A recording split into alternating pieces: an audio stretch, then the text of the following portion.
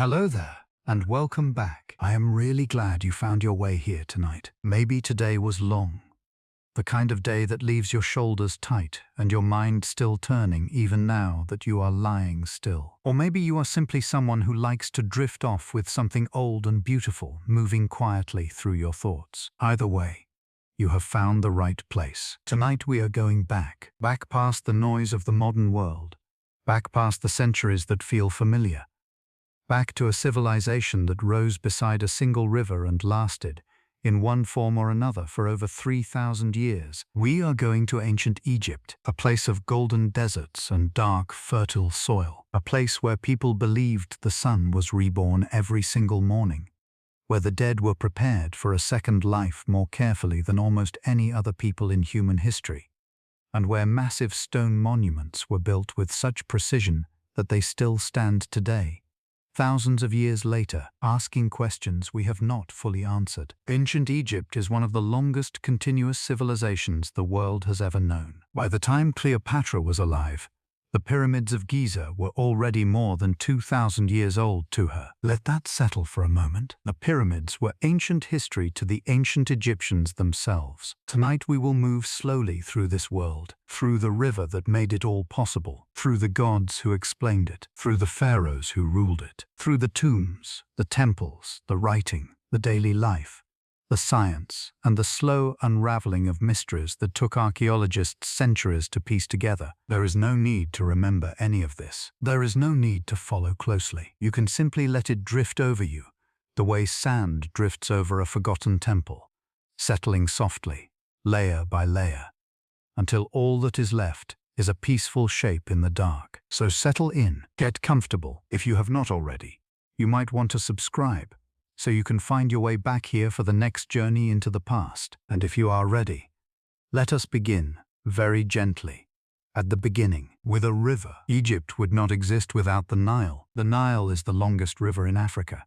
and for centuries it was considered the longest river on Earth. It flows north, which surprised early European travelers, because most of the rivers they were used to flowed south, or simply did not behave the way the Nile did. The river begins far south in the highlands of East Africa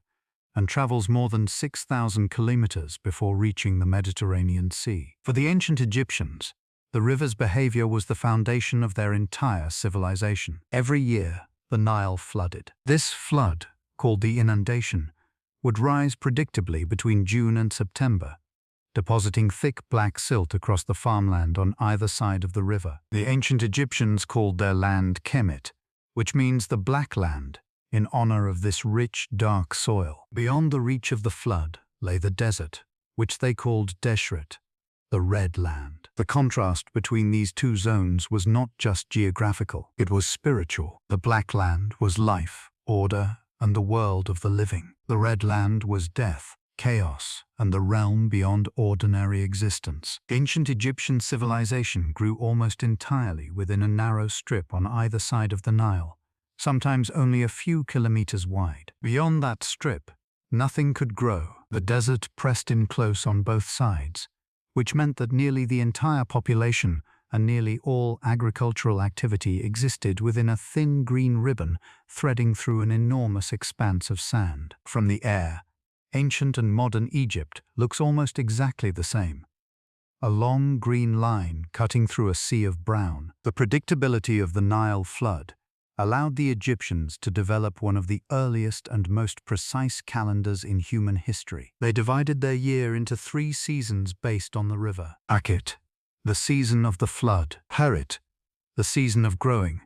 when the flood waters receded and crops were planted in the newly enriched soil. And Shemu, the season of the harvest and low water, when the crops were gathered before the heat of summer. This calendar had 12 months of 30 days each, with 5 extra days added at the end of the year to align with the solar cycle. That gives 365 days, remarkably close to the length of the actual solar year, calculated thousands of years before modern astronomy existed. The ancient Egyptians noticed that the star Sirius would rise just before dawn, for the first time after a period of invisibility, right around the time the Nile flood began. This heliacal rising of Sirius, called Sopdet by the Egyptians, became one of the most important astronomical events in their calendar, a celestial signal that the life-giving flood was about to arrive. Without the Nile, none of what follows tonight would have happened. No pyramids, no pharaohs, no temples, no tombs, just desert in every direction with nothing to interrupt it. But the Nile was there, and so Egypt was there, and so more than 5,000 years ago, something extraordinary began to take shape along its banks. Before Egypt was one kingdom, it was two. Upper Egypt lay to the south, a long, narrow stretch following the Nile through the desert. Lower Egypt lay to the north, where the river fanned out into the wide green marshes of the Nile Delta before reaching the sea. Despite the names, Upper Egypt is geographically higher in elevation and further south, while Lower Egypt is to the north, because the naming follows the direction of the river's flow rather than a map's usual orientation. Around 3100 BCE, according to traditional accounts, a ruler believed to be named Narmer united these two lands into a single kingdom. The Narmer palette, an ancient carved stone slab discovered in the late 19th century, shows a king wearing the symbols of both Upper and Lower Egypt, widely interpreted as a depiction of this unification. From this moment on, the pharaoh would be known as the ruler of the two lands, and the double crown, combining the white crown of the south and the red crown of the north, became one of the most enduring symbols of Egyptian kingship. This unification marked the beginning of what historians call the early dynastic period. Egyptian history is traditionally divided into 30 or more dynasties, family lines of rulers, grouped further into broader eras. The early dynastic period, the Old Kingdom, the First Intermediate Period, the Middle Kingdom, the Second Intermediate Period, the New Kingdom, the Third Intermediate Period, and the Late Period, before Egypt eventually came under Greek and then Roman control. This is a civilization so long that historians need entire intermediate periods just to describe the gaps between its peaks. The Old Kingdom, beginning around 26 BCE, is often called the Age of the Pyramids. It was during this era that Egyptian society developed the centralized power,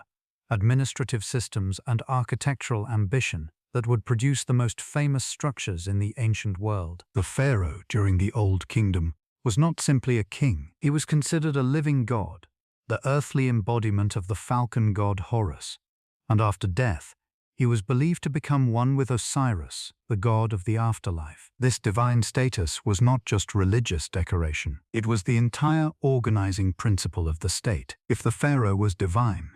then serving him, building for him, and ensuring his successful journey into the afterlife was not merely political duty. It was a sacred obligation that justified the immense mobilization of labor and resources required to build monuments on a scale the world had never seen. The first pyramid was not actually a true pyramid in the smooth-sided sense most people imagine. It was a step pyramid, built for the pharaoh Djoser around 2070 BCE,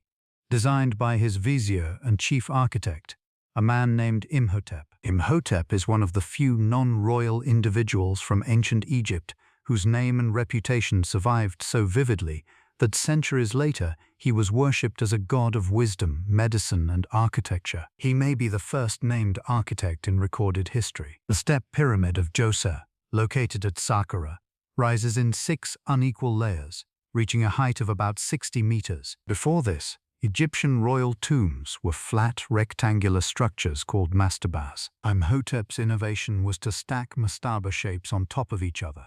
each one slightly smaller, creating a staircase reaching toward the heavens. It was a literal architectural attempt to give the pharaoh's spirit a path to the sky. From this single idea, Egyptian pyramid building accelerated with extraordinary speed. Within less than a century, Egyptian architects moved from a stepped structure to the smooth-sided true pyramids that define our image of ancient Egypt today. The pharaoh Sneferu, who ruled in the early 4th dynasty, built at least 3 pyramids during his reign,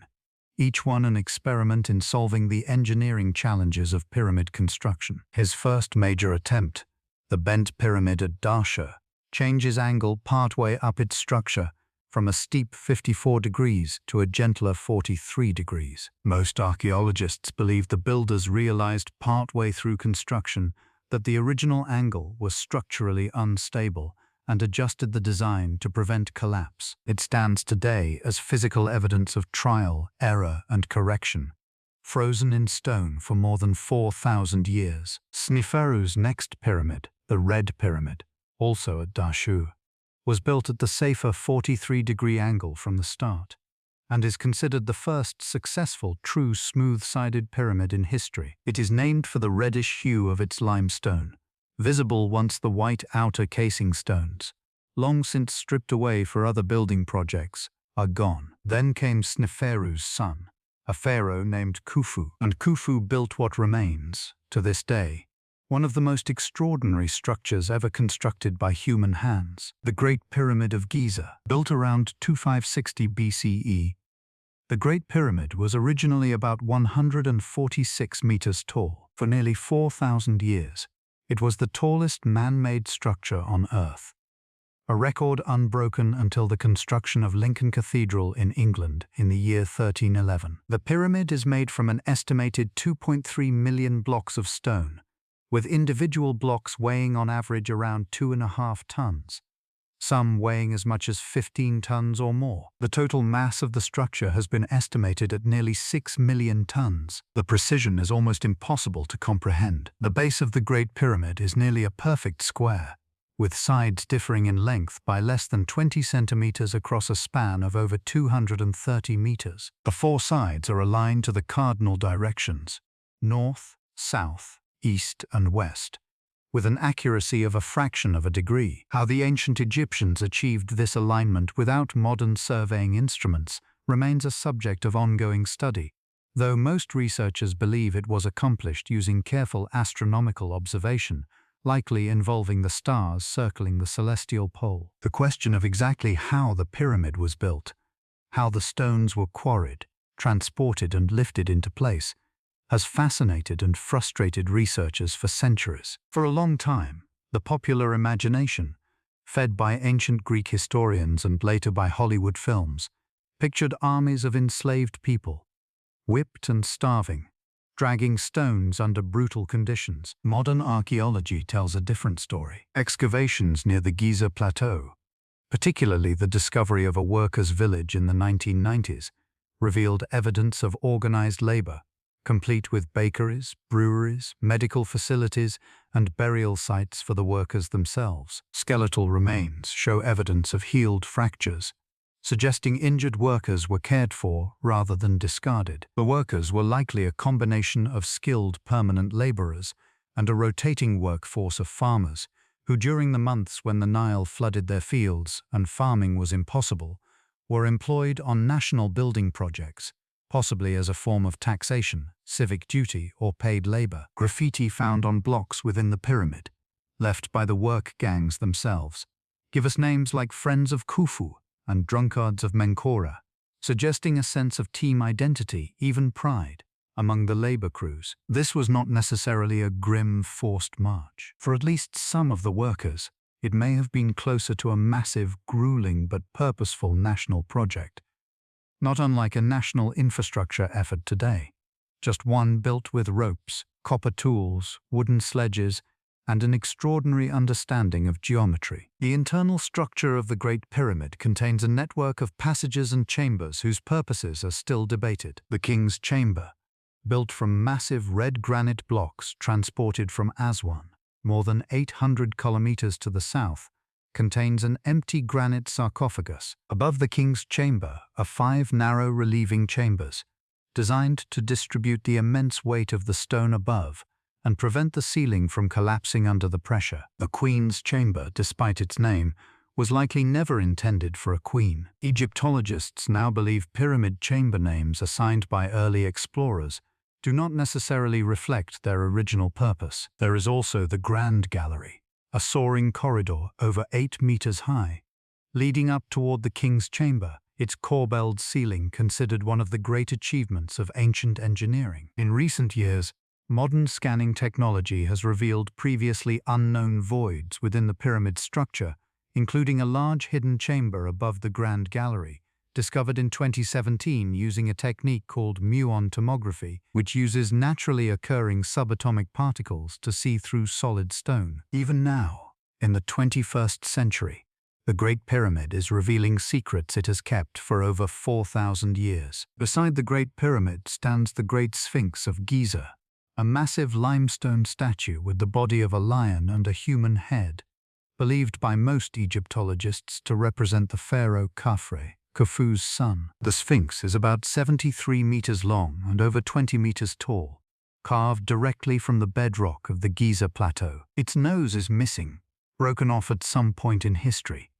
and despite a persistent popular myth, there is no solid evidence that Napoleon's soldiers were responsible. Sketches and descriptions from centuries before Napoleon's Egyptian campaign already show the Sphinx without its nose, suggesting the damage occurred much earlier, possibly through natural erosion or deliberate destruction by earlier iconoclasts. For long stretches of its history, the Sphinx lay buried up to its neck in desert sand, only its head visible above the dunes. A stone tablet known as the Dream Stele, placed between the Sphinx's paws by a later pharaoh named Thutmose IV, describes how the prince fell asleep in the shadow of the Sphinx's head and dreamed that the Sphinx promised him the throne of Egypt if he would clear away the sand burying its body. Whether or not the dream actually happened, Thutmose IV did become pharaoh, and the stele stands today as one of the earliest surviving accounts of someone trying to restore an already ancient monument. Even in ancient Egypt, the past needed preserving. To understand ancient Egypt, you have to understand how completely religion shaped every part of life. The Egyptians worshipped an enormous pantheon of gods, with estimates ranging from around 1,500 to over 2,000 named deities across the full span of Egyptian history, though only a few dozen were widely worshipped at any given time. At the center of their cosmology was the sun. Ra, the sun god, was one of the most important deities, believed to travel across the sky during the day in a solar bark, a sacred boat, and then journey through the underworld at night, battling the forces of chaos before being reborn at dawn. This daily cycle of death and rebirth, repeated every single day without fail, became the central metaphor for Egyptian understanding of existence itself. If the sun could die each evening and be reborn each morning, then perhaps human beings could follow the same pattern. This belief shaped almost everything the Egyptians did in preparation for death. Osiris, god of the afterlife, the underworld, and resurrection, held a story that echoed this same theme. According to myth, Osiris was a wise and benevolent king of Egypt, murdered by his jealous brother Set, who dismembered his body and scattered the pieces across the land. Osiris's wife Isis gathered the pieces, restored his body, and through powerful magic conceived a son with him, the god Horus, who would eventually avenge his father and reclaim the throne. Osiris himself, though restored, could not return fully to the world of the living, and instead became ruler of the underworld, the god who would judge the souls of the dead. This myth was not just a story told for entertainment. It became the central religious narrative explaining death, kingship, and the hope of life beyond the grave. Every pharaoh, upon dying, was believed to become Osiris, while his successor became the living Horus,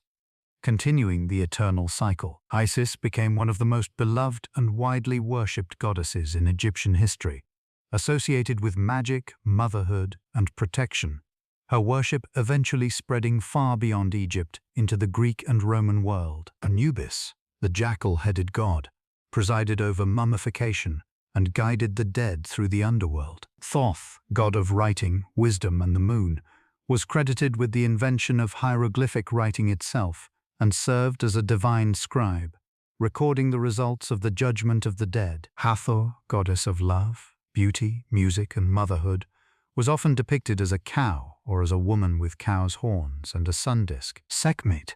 a lioness-headed goddess, represented the fierce, destructive power of the sun and was associated with war and healing simultaneously. A protector who could also unleash devastating wrath. Bastet, often shown as a cat or a woman with a cat's head,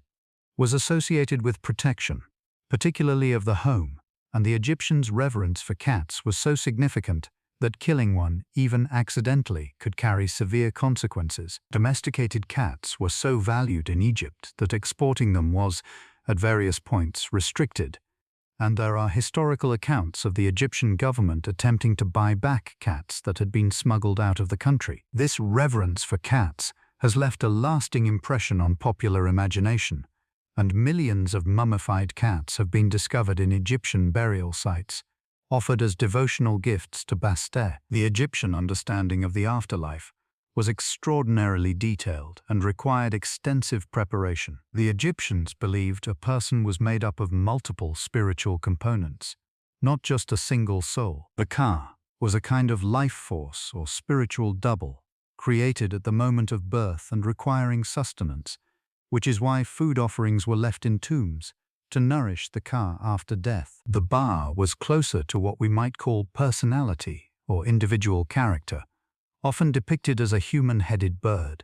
capable of traveling between the world of the living and the world of the dead. The Aki represented the transformed, effective spirit that a person became after successfully completing the journey through the afterlife, having been judged and found worthy. There was also the name Ren, believed to carry such power that it needed to be preserved, which is why erasing a person's name from monuments was considered a form of destruction nearly as severe as destroying their physical body, a fate inflicted on disgraced or politically inconvenient rulers throughout Egyptian history. And there was the shadow, Shut, another component of the self believed to require protection and continuity after death. For the act to be achieved, and for all these components of the self to remain intact and functioning, the physical body needed to be preserved. This belief is the foundation of one of ancient Egypt's most famous practices, mummification. The process of mummification developed and refined itself over thousands of years. In its most elaborate form, practiced especially during the New Kingdom, the process took about 70 days. First, the body was washed, often with wine and spices, and then internal organs were removed. The brain was extracted, frequently through the nostrils using a long hooked instrument, and discarded, since the Egyptians did not understand its function and considered the heart, not the brain, to be the seat of intelligence and emotion. The heart, by contrast, was carefully left in place, because it would be needed for the final judgment in the afterlife. Other organs, the lungs, liver, stomach, and intestines, were removed and preserved separately, often placed in 4 canopic jars, each one traditionally protected by one of the 4 sons of the god Horus. The body was then packed and covered with natron, a naturally occurring salt compound, for about 40 days to draw out moisture and prevent decay. After this drying process, the body was washed again, anointed with oils and resins, and carefully wrapped in layers of linen bandages, sometimes hundreds of meters of fabric in total, with amulets placed between the layers for magical protection. A final mask, often made of cartonnage or, for royalty, solid gold, was placed over the face, intended to help the Ka recognize the body and ensure the deceased could be identified in the afterlife. The most famous of these masks belongs to the boy pharaoh Tutankhamun, a solid gold mask weighing over 10 kilograms, considered one of the most iconic art objects to survive from the ancient world. Once mummification was complete, a ritual called the opening of the mouth was performed, in which priests used special instruments to symbolically restore the senses to the mummy, allowing the deceased to breathe, eat, see, and speak again in the afterlife. The mummy was then placed in one or more nested coffins, often elaborately decorated with protective spells and images of gods, before final burial. The journey did not end with burial. The Egyptians believed the deceased would travel through the Duat, the underworld, a realm filled with dangers, demons, and trials, before arriving at the Hall of Judgment. There, the heart of the deceased would be weighed on a great scale against the feather of Maat, the goddess of truth, justice, and cosmic order. If the heart was lighter than the feather, meaning the person had lived a life in accordance with truth and balance, they would be granted entry into the field of reeds, a paradise that mirrored the best aspects of earthly life, an eternal version of the fertile land along the Nile. If the heart was heavier, weighed down by wrongdoing, It would be devoured by a monstrous creature called Ammit, part crocodile, part lion, part hippopotamus, and the person would face a kind of permanent non-existence, a fate considered far worse than simple death. To help the deceased navigate this dangerous journey, copies of religious texts, today collectively known as the Book of the Dead, were often placed in the tomb or written on the coffin itself. These were not a single fixed text, but a collection of spells, hymns, and instructions, drawn from an even older body of funerary literature, including the pyramid texts, inscribed on the walls of Old Kingdom pyramids, and the coffin texts, used during the Middle Kingdom. The spells included guidance for overcoming specific obstacles in the underworld, magical words to transform into different animals, and reassurances meant to be spoken before the divine judges. One famous declaration found in many versions, sometimes called the negative confession, has the deceased deny a long list of wrongdoings before the gods, stating that they did not steal, did not lie, did not cause suffering, and did not disturb the balance of Ma'at. It was, in essence, a kind of moral resume, presented at the gates of eternity. All of this, the mummification, the tombs, the spells, the elaborate burial goods, existed for one purpose: to ensure that death was not an ending, but a transition, a doorway into another, eternal version of the only life the Egyptians had ever known. If you are starting to feel your eyes grow heavy, that is exactly as it should be. There is nowhere you need to be right now except here, drifting gently along the Nile of your own mind. Let your breathing slow. Let your body settle further into whatever is holding you. The river of this story will keep flowing, quietly. Even if your thoughts begin to wander or fade, sleep well, if sleep is coming for you now. And if not, simply rest, and let the next part of the story carry you a little further into the dark. Now let us speak of the people who ruled this ancient world, the pharaohs. The word pharaoh actually comes from the Egyptian term para, meaning great house, originally referring to the royal palace itself before it became a way of referring to the king. Ancient Egyptians themselves usually referred to their ruler simply as the king, or by a series of formal royal titles and names. The use of pharaoh as a personal title became more common later in Egyptian history and was popularized further by Greek and Hebrew writers. Egyptian kings held what is sometimes called a five-fold titulary, a set of 5 different names, each emphasizing a different aspect of their identity and divine role. This included a Horus name, identifying the king with the falcon god, a two ladies name, linking him to the protective goddesses of Upper and Lower Egypt, a golden Horus name, a throne name taken upon coronation, and a birth name, given at birth. This is partly why the same pharaoh can appear under different names in different historical records, leading to centuries of confusion as scholars worked to match up names, reigns, and monuments correctly. The Old Kingdom, the great age of pyramid building, eventually came to an end around 289 BCE, ushering in the First Intermediate Period, a time of weakened central authority, regional fragmentation, and political instability. Ancient Egyptian history was not a single unbroken line of triumph. It moved in cycles, periods of strong centralized rule followed by collapse, fragmentation, and eventual reunification, a pattern that would repeat itself more than once across 3,000 years. Order was restored with the rise of the Middle Kingdom, beginning around 2055 BCE, under pharaohs based in the city of Thebes in the south. This period is often considered a golden age of Egyptian literature, art, and culture, with significant achievements in irrigation, particularly large-scale projects to manage and expand the agricultural land in the Fayum region. The Middle Kingdom eventually gave way to the Second Intermediate Period,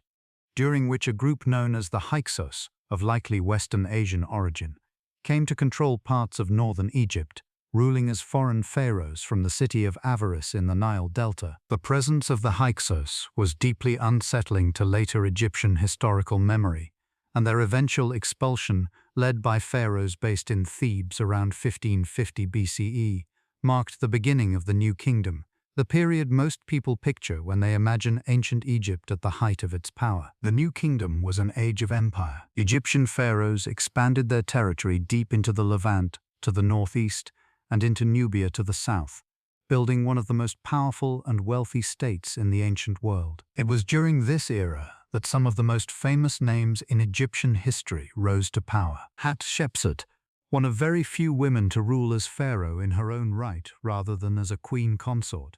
came to power around 4079 BCE. Officially, she ruled as co-regent alongside her young stepson Thutmose III. But for roughly 2 decades, she governed as the dominant ruling power, eventually adopting full pharaonic titles and even being depicted in some statues and reliefs with the traditional false beard worn as a symbol of kingship. Hatshepsut oversaw a period of extraordinary peace and prosperity, focusing on trade expeditions, including a famous journey to the land of Punt, likely located in the region of modern-day Eritrea or Somalia, bringing back incense, ivory, gold, and exotic animals. She commissioned one of the most architecturally striking structures in Egyptian history, her mortuary temple at Deir el-Bahari, built into the cliffs near the Valley of the Kings, its terraces and colonnades blending seamlessly with the surrounding landscape. After her death, there is evidence that later officials, possibly under the orders of Thutmose III once he ruled independently, attempted to erase Hatshepsut's image and name from many monuments, chiseling away her cartouches and replacing her depictions with images of male pharaohs. The reasons for this remain debated among historians, whether it reflected political resentment, religious concerns about a female pharaoh's awkward fit into traditional ideology, or an attempt by Thutmose III to secure his own son's succession by minimizing rival claims to legitimacy. Despite this attempted erasure, enough evidence survived for modern archaeologists to reconstruct her remarkable reign. And today, Hatshepsut is regarded as one of the most successful rulers in Egyptian history. Thutmose III himself, once he took full control after Hatshepsut's death, proved to be an extraordinarily effective military leader, leading numerous campaigns into the Levant and expanding Egyptian influence further than almost any pharaoh before him. He is sometimes called the Napoleon of ancient Egypt by modern historians, due to the sheer scale and success of his military campaigns, including the famous Battle of Megiddo, one of the earliest battles in history for which detailed tactical accounts survive. Then there is Akhenaten, perhaps the most controversial and strange figure in the entire New Kingdom, who came to power around 1353 BCE. Akhenaten attempted a religious revolution unlike anything before or after in Egyptian history. He rejected the traditional pantheon of gods and elevated a single deity, the Aten, a representation of the sun disk itself, to a position of near-exclusive worship, an approach some historians consider an early and unusual form of monotheism, although the exact nature of Atenism remains debated. He closed temples dedicated to other gods, particularly the immensely powerful priesthood of Amun at Thebes, and built an entirely new capital city from scratch, called Akhenaten, meaning horizon of the Aten, at a previously undeveloped site known today as Amarna. The art produced during this period, known as the Amarna style, broke dramatically from traditional Egyptian artistic conventions, depicting the royal family with elongated features, exaggerated curves, and unusually intimate, informal scenes of domestic life, including affectionate depictions of Akhenaten and his queen with their children. That queen was Nefertiti, one of the most famous women from ancient Egypt, immortalized by a painted limestone bust discovered in 1912, now housed in Berlin, considered one of the most recognizable works of art to survive from the ancient world. Despite her fame today, surprisingly little is definitively known about Nefertiti's origins, her ultimate fate, or what happened to her in the final years of Akhenaten's reign, and she remains one of the most debated figures in Egyptology. After Akhenaten's death, his religious revolution was almost entirely undone. The traditional gods were restored, the priesthood of Amun regained its power, and the city of Akhenaten was abandoned, eventually stripped of its stone for use in other building projects. It was as though Egypt, after the disruption, simply exhaled and returned to the patterns it had followed for over 1,000 years. The pharaoh who oversaw much of this restoration was a young king who ascended the throne as a child, around the age of 9. His name was Tutankhamun. Tutankhamun reigned for only about 10 years and died young,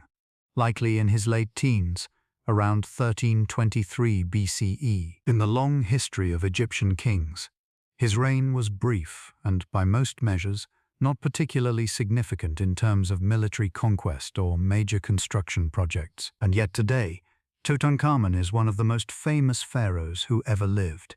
known to millions of people who could not name another Egyptian king. This fame is almost entirely due to one extraordinary event that took place more than 3,000 years after his death. In November 1922, a British archaeologist named Howard Carter, funded by the wealthy aristocrat Lord Carnarvon, discovered a hidden staircase in the Valley of the Kings, the royal burial ground used during the New Kingdom, located on the west bank of the Nile near Thebes. Carter had been searching for years, funded by Carnarvon's patience and money, with increasingly limited results, and there had been serious discussion of ending the excavation before this final fateful season. The staircase led to a sealed doorway, and beyond it, an antechamber filled with an almost unbelievable quantity of objects: gilded furniture, statues, chariots, weapons, clothing, and ordinary household items, all prepared for the king's use in the afterlife. When Carnarvon asked Carter, peering through a small hole into the chamber by candlelight, whether he could see anything, Carter's reported reply has become one of the most famous lines in the history of archaeology. "Yes, wonderful things." What made this discovery so extraordinary was not just the quantity of objects, but the fact that Tutankhamun's tomb was found almost completely intact. Nearly every other royal tomb in the Valley of the Kings had been looted, sometimes in antiquity, sometimes by later treasure hunters, their contents scattered, stolen, or destroyed over the centuries. Tutankhamun's tomb, smaller and less grand than many others, had largely escaped this fate, likely because its modest entrance had been buried and forgotten under debris from later construction projects,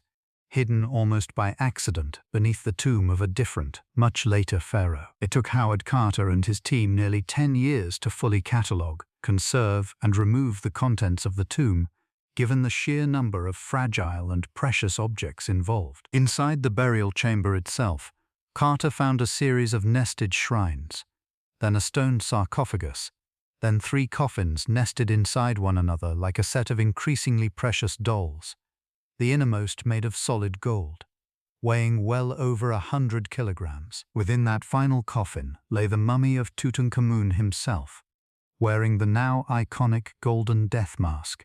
inlaid with lapis lazuli, turquoise, and colored glass. The sheer wealth contained within a relatively minor pharaoh's tomb gives us some sense of just how extraordinarily rich royal burials may have been at the height of Egyptian power, for kings who reigned far longer and accomplished far more than the boy king ever had the chance to. Modern scientific analysis, including CT scans and DNA testing conducted in the 21st century, has given us a much clearer picture of Tutankhamun's life and death than Carter could ever have imagined. Genetic studies suggest his parents may have been siblings or close relatives,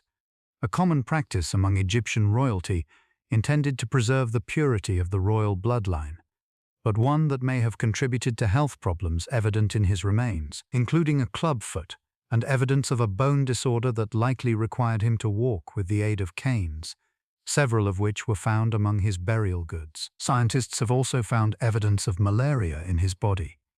and ongoing debate continues about whether a combination of his fragile health, infection, and a possible bone fracture ultimately caused his early death. For decades, popular legend held that anyone who entered Tutankhamun's tomb was cursed, fueled by sensationalist press coverage after Lord Carnarvon died several months after the tomb's opening, reportedly from an infected mosquito bite that developed into blood poisoning. The so-called curse of the pharaohs captured public imagination throughout the 20th century, despite the fact that most of the people involved in the excavation, including Howard Carter himself, lived long, full lives afterward. There is no credible scientific evidence supporting the existence of any curse, although some researchers have noted that ancient tombs can harbor mold spores and bacteria that, in rare cases, might pose genuine health risks to those who disturb them after thousands of years of sealed isolation. The story makes for a better headline than the truth, which is, as is so often the case in history, much more mundane and much more human. After Tutankhamun's brief reign, Egypt eventually came under the rule of a new line of pharaohs, beginning with Ramesses I, founding the 19th dynasty. It was his grandson, Ramesses II, who would become perhaps the most powerful, prolific, and self-promoting pharaoh in all of Egyptian history. Ramesses II ruled for an astonishing 66 years, from around 1279 to 1213 BCE,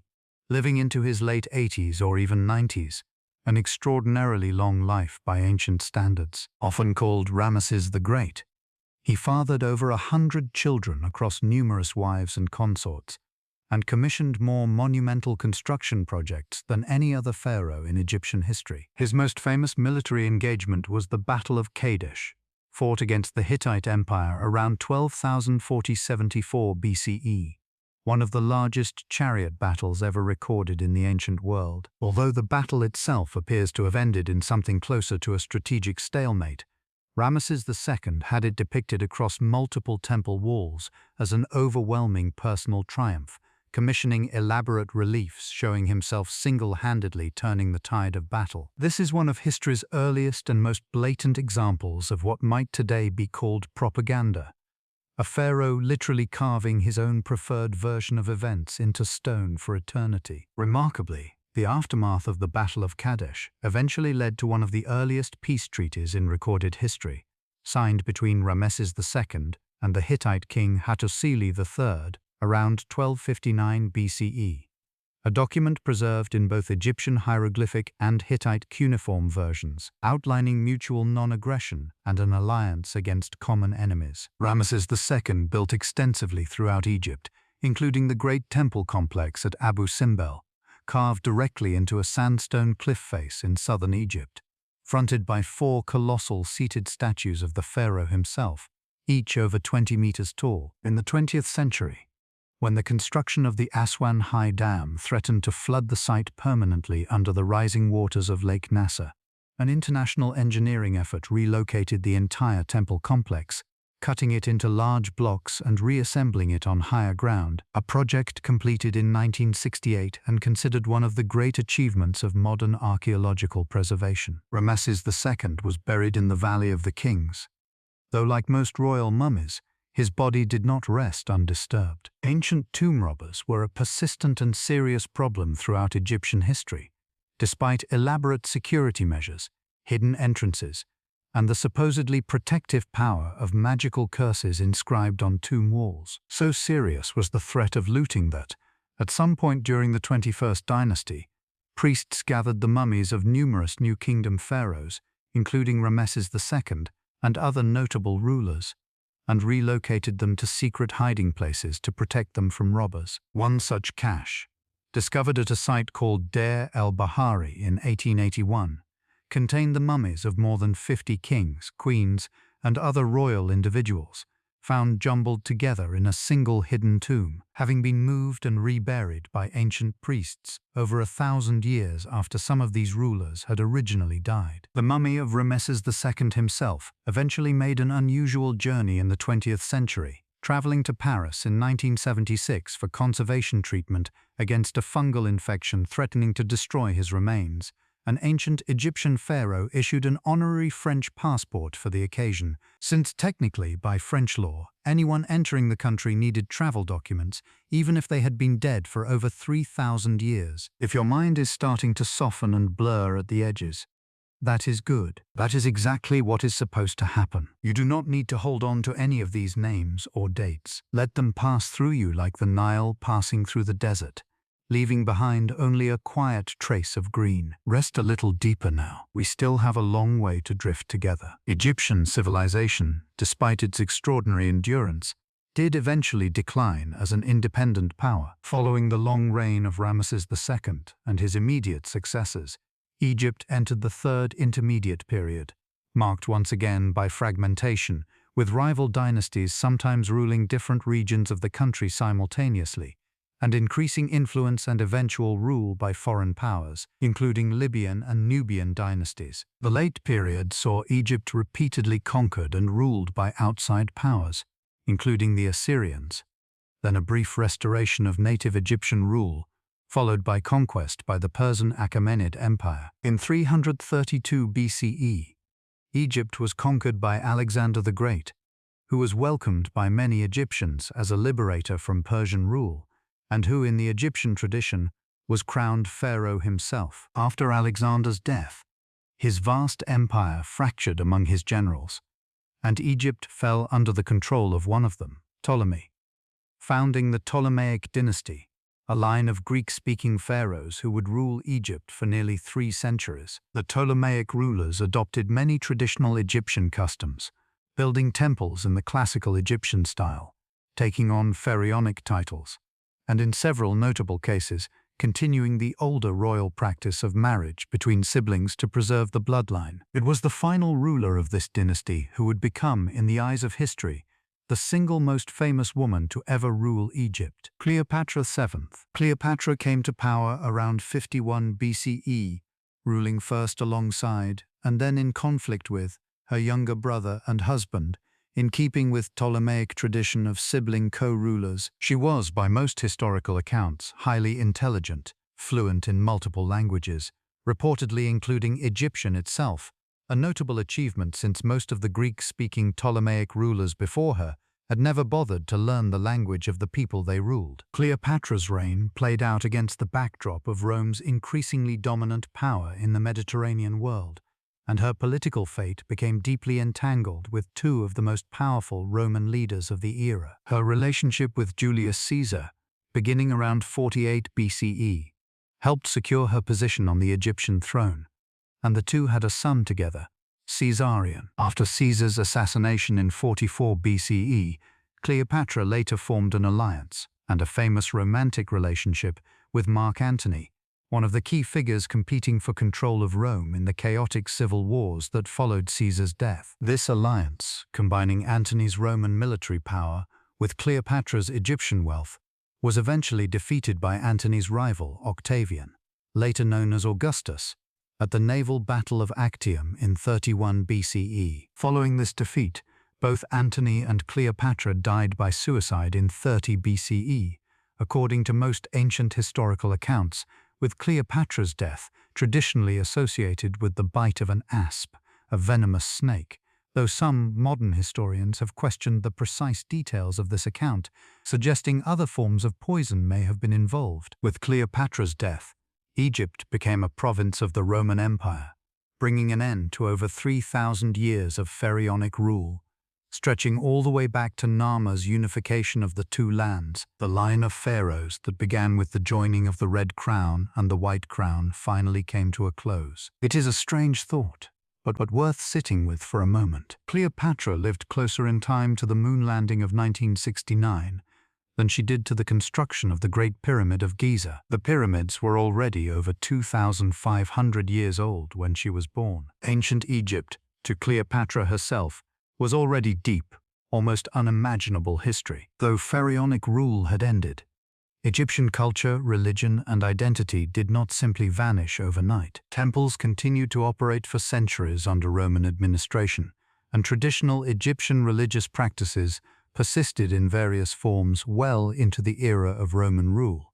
gradually transforming and blending with Greek and later Christian influences as the centuries passed. The very last hieroglyphic inscription known to modern scholars, found at the Temple of Isis at Philae, dates to the year 3094 CE, marking in a sense the final breath of the world's oldest continuously used writing system. For nearly 1,400 years after that final inscription, the meaning of hieroglyphic writing was completely lost to human knowledge. Scholars, scribes, and curious travelers across the medieval and early modern world looked at the elaborate symbols covering Egyptian monuments and had absolutely no way to read them. Numerous theories, most of them entirely incorrect, attempted to explain what the symbols meant, with some scholars assuming they were purely symbolic or mystical pictures rather than an actual written language capable of recording specific words and sounds. This changed dramatically in 1799, when French soldiers, part of Napoleon Bonaparte's military campaign in Egypt, discovered a large slab of black granodiorite stone near the town of Rosetta in the Nile Delta. This stone, now known as the Rosetta Stone, contained the same decree, issued by a Ptolemaic pharaoh in 196 BCE, written in 3 different scripts: hieroglyphic, a simplified Egyptian script called Demotic, and ancient Greek. Because scholars could already read ancient Greek, this single stone provided, for the first time, a direct comparative key, a way to begin matching known Greek words and meanings to their corresponding hieroglyphic symbols. It took over 20 years of intense scholarly competition and effort, primarily between the British physicist Thomas Young and the French scholar Jean-François Champollion, before the system was finally cracked. Champollion is generally credited with the decisive breakthrough, announced in 1822, when he correctly identified that hieroglyphs functioned as a complex combination of phonetic sounds representing letters and syllables, and logographic symbols representing whole words or concepts, rather than being purely one or the other as earlier scholars had assumed. This decipherment opened an entirely new field of human knowledge. Suddenly, the walls of temples, the texts within tombs, the inscriptions on countless monuments and papyrus documents, all of it became readable for the first time in nearly a millennium and a half. We owe almost everything we know today about Egyptian religion, history, literature, science, and daily life to this single moment of decipherment built upon a stone that, by sheer chance, happened to record the exact same message in 3 different writing systems. The Egyptian writing system itself, in its full hieroglyphic form, contained over 700 distinct symbols called hieroglyphs, used primarily for formal, monumental, and religious texts. For everyday administrative and practical writing, scribes typically used a faster, more simplified cursive script called hieratic, and later an even more simplified form called demotic, developed for common use. Writing was an extraordinarily prestigious and powerful skill in ancient Egypt, accessible to only a small percentage of the population, predominantly men trained from a young age in dedicated scribal schools. Scribes occupied a privileged position in Egyptian society, exempt from manual labor and taxation, and a famous piece of ancient Egyptian wisdom literature, a text used to encourage young students, explicitly praises the scribal profession above virtually all others, noting that the scribe's status and comfort far exceeded that of farmers, soldiers, or craftsmen who faced hard physical labor, harsh conditions, and far less security throughout their working lives. Beyond the pharaohs, the gods, and the monuments, ancient Egypt was, of course, a civilization of ordinary people, living ordinary lives along the banks of the Nile. Most ancient Egyptians were farmers, their entire yearly rhythm dictated by the flooding and receding of the river. During Akhet, the flood season, when fields lay submerged underwater, agricultural work was impossible, and this is often when the state mobilized labor for construction projects, including, many scholars believe, the pyramids themselves. Egyptian farmers grew emmer wheat and barley as staple grains, used to produce the 2 absolute foundations of the ancient Egyptian diet: bread and beer. Bread was eaten by virtually everyone, from peasant farmers to the pharaoh himself, though the quality, refinement, and accompanying ingredients varied enormously depending on social status. Egyptian bread, ground using stone querns, often contained small particles of grit and sand from the grinding process,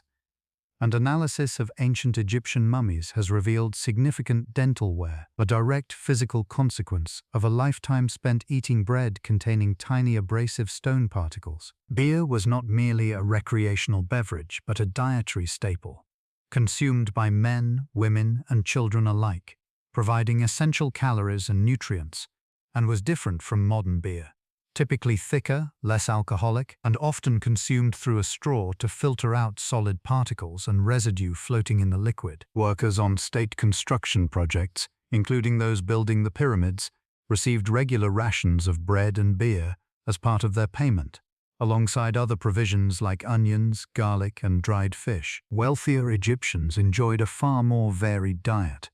including a wide range of fruits and vegetables such as figs, dates, pomegranates, lettuce, cucumbers, and leeks, alongside meat from cattle, goats, sheep, pigs, and abundant fish and waterfowl from the Nile itself, and its surrounding marshlands. Wine, produced from grapes grown particularly in the Nile Delta region, was a luxury enjoyed by the elite, and archaeologists have discovered wine jars carefully labeled with information resembling a modern label, including the vineyard, the vintage year, and even quality assessments, suggesting Egyptians appreciated and discussed wine with considerable sophistication. Egyptian homes varied enormously based on wealth and status. The vast majority of Egyptians, including most farmers and laborers, lived in relatively simple homes built from mud brick, a cheap, practical, and widely available building material made from Nile mud mixed with straw and dried in the sun. These homes were typically small,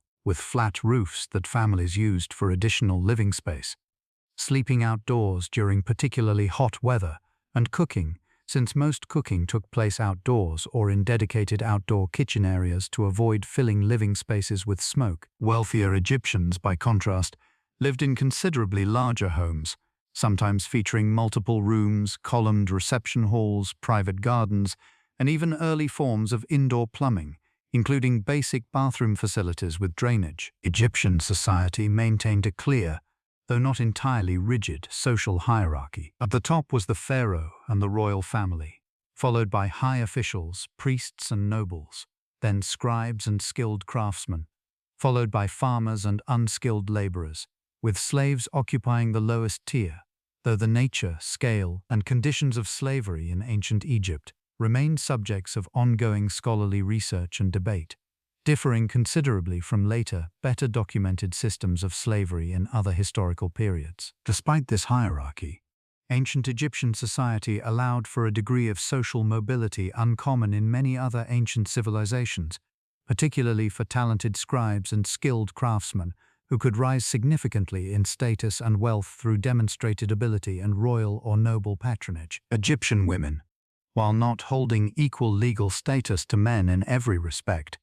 enjoyed considerably more rights and independence than women in many other ancient societies, including ancient Greece and Rome. Egyptian women could own property independently, run businesses, initiate divorce proceedings, and represent themselves in legal matters, without requiring a male guardian to act on their behalf. Marriage in ancient Egypt was a relatively informal arrangement from a legal standpoint, with no elaborate state or religious ceremony required. The union essentially recognized once a couple began living together, and the arrangement became publicly acknowledged within the community. Egyptian medicine was remarkably advanced for its time,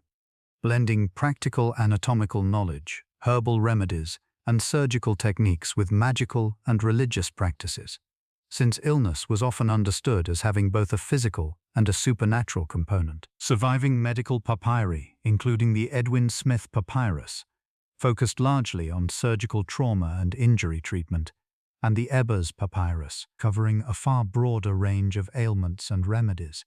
reveal a sophisticated medical tradition with detailed observations of symptoms, recommended treatments, and even early forms of prognosis, predicting likely outcomes based on the nature and severity of an injury. The Edwin Smith papyrus, in particular, contains what is widely considered the earliest known description of the brain and its coverings, along with detailed, methodical case studies of skull and spinal injuries, documenting an approach to medicine remarkably close to clinical, observational practice. Even by modern standards, Egyptian physicians performed various surgical procedures, set broken bones using wooden splints, and employed an extensive pharmacopoeia of plant, animal, and mineral-based remedies, some of which, including honey, used for its genuine antibacterial properties in wound treatment, align surprisingly well with modern medical understanding. Dentistry also existed in ancient Egypt, though dental health was a persistent challenge, given the gritty nature of their bread, and archaeological examination of mummies has revealed evidence of dental disease, abscesses, and even some basic attempts at dental intervention. Egyptians placed enormous value on personal hygiene and appearance, with both men and women commonly using cosmetics, particularly the distinctive black and green eye makeup kohl, made from minerals such as galena and malachite,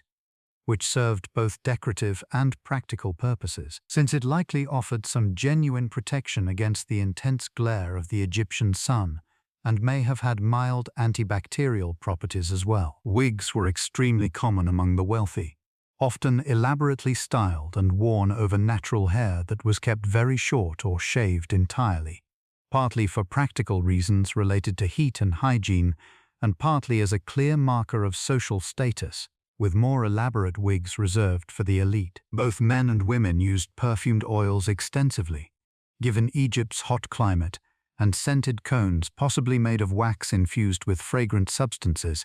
are frequently depicted resting on top of wigs in ancient Egyptian artwork, though their exact composition and function remain a topic of scholarly discussion. Children in ancient Egypt, when very young, were often depicted nude or wearing minimal clothing in artwork, with a distinctive single lock of hair, known as the lock of youth, left long on one side of an otherwise shaved head, a hairstyle specifically associated with childhood. Toys discovered in archaeological excavations reveal that Egyptian children played with dolls, model animals, and various early board games, the most famous of which, called senet,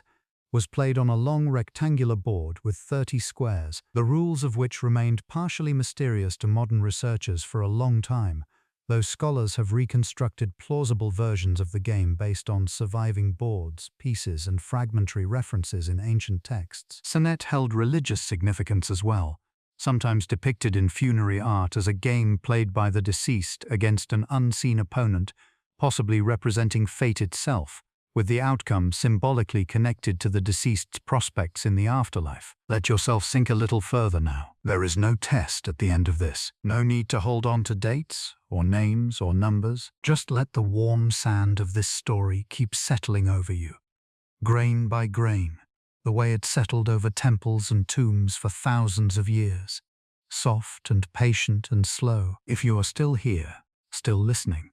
let us continue a little further into the achievements of this ancient world. Egyptian mathematics, astronomy, and engineering were extraordinarily sophisticated for their time, developed not for abstract intellectual pursuit alone, but largely in service of very practical needs.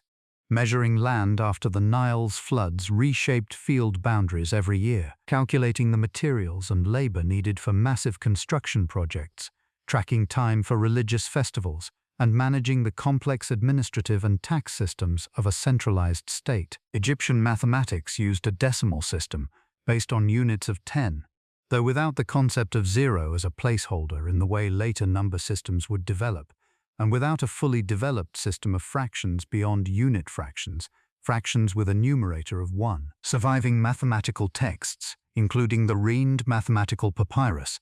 dating to around 1550 BCE but likely copied from an even older document, contain a wide range of practical problems and their solutions, covering area calculations, volume calculations, and even early algebraic problem-solving, presented through worked examples rather than abstract general formulas. Egyptian engineers and surveyors used simple but highly effective tools, including a knotted cord, sometimes called a rope stretcher's cord, with knots tied at regular intervals, used to measure distances and to construct right angles using the basic geometric principle now known as a Pythagorean triple, more than 1,000 years before Pythagoras himself was born in ancient Greece. This is a recurring theme throughout the history of mathematics and science. Ideas often associated with a single famous individual frequently existed, in practical form, in other civilizations long before that individual's lifetime, simply without the same systematic theoretical framework or written proof that later became associated with their name. Egyptian astronomy, much like their mathematics, was deeply practical, focused on tracking the cycles needed to maintain their calendar and religious festival schedule, but also held deep symbolic and religious significance, since the heavens were understood as the literal domain of the gods. Egyptian temples and tombs frequently contained detailed astronomical ceilings, depicting constellations, the journey of the sun, and elaborate star charts,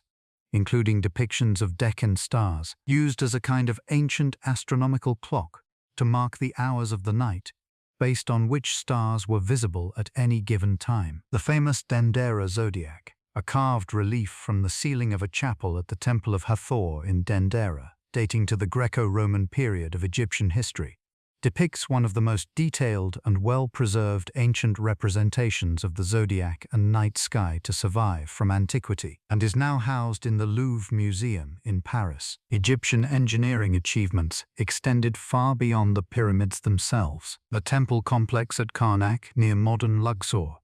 developed and expanded over more than 2,000 years by successive generations of pharaohs, is considered one of the largest religious complexes ever constructed anywhere in the ancient world. Its great hypostyle hall alone contains 134 massive columns, some over 20 meters tall, originally supporting a roof and densely covered in carved and painted relief, creating what would have been an overwhelming, awe-inspiring forest of stone for any visitor entering the temple. Nearby, the Luxor Temple, connected to Karnak in ancient times by a long processional avenue lined with Sphinx statues, served as a key site for important religious festivals, particularly the Opet festival, an annual celebration involving an elaborate ceremonial procession along the Nile, believed to renew and reaffirm the pharaoh's divine power and legitimacy. Egyptian obelisks, tall four-sided tapering stone pillars topped with a pyramid-shaped point called a pyramidion, were typically carved from single enormous blocks of granite, quarried primarily at Aswan in the south, and were dedicated to the sun god and erected in pairs at temple entrances. The engineering feat of quarrying, transporting and erecting these massive single stone monuments, some weighing several hundred tons, over considerable distances along the Nile and then standing them perfectly upright, remains an impressive demonstration of ancient logistics and engineering skill. Many Egyptian obelisks were later removed from Egypt by foreign powers, particularly during the Roman period and again in more recent centuries. And today these ancient monuments can be found in cities far from the Nile, including Rome, Paris, London, and New York, each one carrying a small fragment of ancient Egyptian religious and engineering achievement to a completely different corner of the world. The unfinished obelisk, still lying in the quarry at Aswan where it was originally being carved, provides invaluable insight into ancient Egyptian quarrying techniques, showing clear evidence of the process. Workers using hard stone pounders called dolerite balls to gradually pound away the surrounding rock and free the obelisk's shape, a method requiring extraordinary patience and an enormous sustained labor force. This particular obelisk was abandoned partway through construction after a flaw, a crack in the granite, was discovered, demonstrating that even with extraordinary skill and effort, ancient engineering projects could and did fail and were simply abandoned rather than risking the use of a structurally compromised stone. Ancient Egyptians also held deep reverence for animals, viewing many species as physical manifestations or sacred representatives of specific gods. Beyond cats, sacred to Bastet, the Egyptians revered ibis birds and baboons, both associated with the god Thoth, crocodiles associated with the god Sobek, particularly worshipped in the region around Crocodilopolis in the Fayum, and the Apis bull, a specific living bull selected through an elaborate process of identifying particular sacred markings, worshipped as a manifestation of the god Ptah, and upon its death given an elaborate mummification and burial rivaling that of human royalty. Millions of animal mummies have been discovered throughout Egypt, including cats, dogs, birds, crocodiles, and even insects, many created specifically as votive offerings, purchased by pilgrims visiting temples and presented as gifts to the associated deity rather than representing beloved personal pets, revealing an entire industry of animal breeding and mummification that existed specifically to serve religious tourism and devotional practice. The Nile itself was home to creatures the Egyptians both depended upon and feared, including the Nile crocodile and the hippopotamus, the latter considered surprisingly dangerous, responsible for more human deaths in the region historically than most predators, and associated with both the protective goddess Taweret, who guarded women during childbirth, and with Set, the chaotic and violent god, depending on the specific religious and artistic context. Ancient Egypt did not exist in isolation. It was deeply connected to the wider ancient world through trade, diplomacy, and at times warfare, exchanging goods, ideas, and people across an extraordinary network stretching from sub-Saharan Africa to the eastern Mediterranean and beyond. Egyptian trade expeditions ventured south into Nubia and further into regions the Egyptians called the Land of Punt, bringing back gold, ivory, ebony, exotic animals, and most famously incense and myrrh, substances of enormous religious and ceremonial importance, used extensively in temple rituals and in the mummification process itself. To the northeast, Egypt maintained extensive trade and, at various points, military relationships with the civilizations of the Levant and Mesopotamia, exchanging goods like cedarwood from Lebanon, essential for shipbuilding and construction since Egypt itself lacked significant timber resources. In return for Egyptian grain, gold, and manufactured goods, the Amarna letters, a remarkable collection of diplomatic correspondence written on clay tablets in Akkadian cuneiform, the international diplomatic language of the era, discovered at Akhenaten's abandoned capital city, provide an extraordinarily detailed window into the diplomatic relationships between Egypt and other major powers of the Late Bronze Age, including the Hittites, the Babylonians, and various smaller kingdoms throughout the Levant. These letters reveal a world of complex international diplomacy remarkably similar in tone to modern diplomatic correspondence, filled with requests for military assistance, complaints about insufficient gold gifts, marriage alliance negotiations, and the everyday business of maintaining relationships between major ancient powers. Egypt's military, particularly during the New Kingdom at the height of its imperial expansion, was a highly organized and effective force, employing infantry, archers, and, following their introduction by the Hyksos, war chariots, which became a dominant element of Egyptian and broader Near Eastern warfare throughout the Late Bronze Age. The famous Battle of Kadesh, which we touched on earlier with Ramesses II, involved thousands of chariots on each side, considered one of the largest chariot battles in recorded history. And Egyptian battle accounts of this engagement, despite their obvious propagandistic exaggeration regarding the pharaoh's personal heroics, still provide valuable tactical and logistical detail about ancient warfare. Nubia, the region directly south of Egypt along the Nile, maintained a long, complex relationship with Egyptian civilization, alternating between periods of Egyptian conquest and control and periods where Nubian kingdoms, particularly the Kingdom of Kush, grew powerful enough to exert significant influence over Egypt itself. In a remarkable historical reversal, during the 25th dynasty, beginning around 747 BCE, Nubian kings from Kush actually conquered and ruled over Egypt itself, establishing what is sometimes called the Kushite or Nubian dynasty of Egyptian pharaohs, who notably embraced and promoted traditional Egyptian religious and cultural practices, even building their own pyramids, smaller and steeper than the famous Egyptian examples, at sites within their own Nubian homeland, sites that still exist today in modern Sudan, with far more pyramids overall than Egypt itself,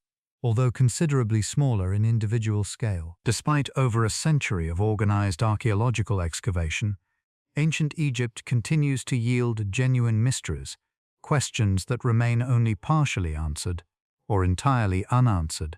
despite extensive modern research using increasingly sophisticated scientific techniques. The tomb of Nefertiti, for instance, has never been definitively identified or located, despite numerous theories and proposed locations within the Valley of the Kings, including ongoing scholarly debate over whether hidden chambers near Tutankhamun's tomb might eventually connect to her final resting place, a theory that remains unconfirmed despite various scanning attempts. Similarly, despite the discovery of Tutankhamun's intact tomb and the partial cache of royal mummies found at Deir el-Bahari,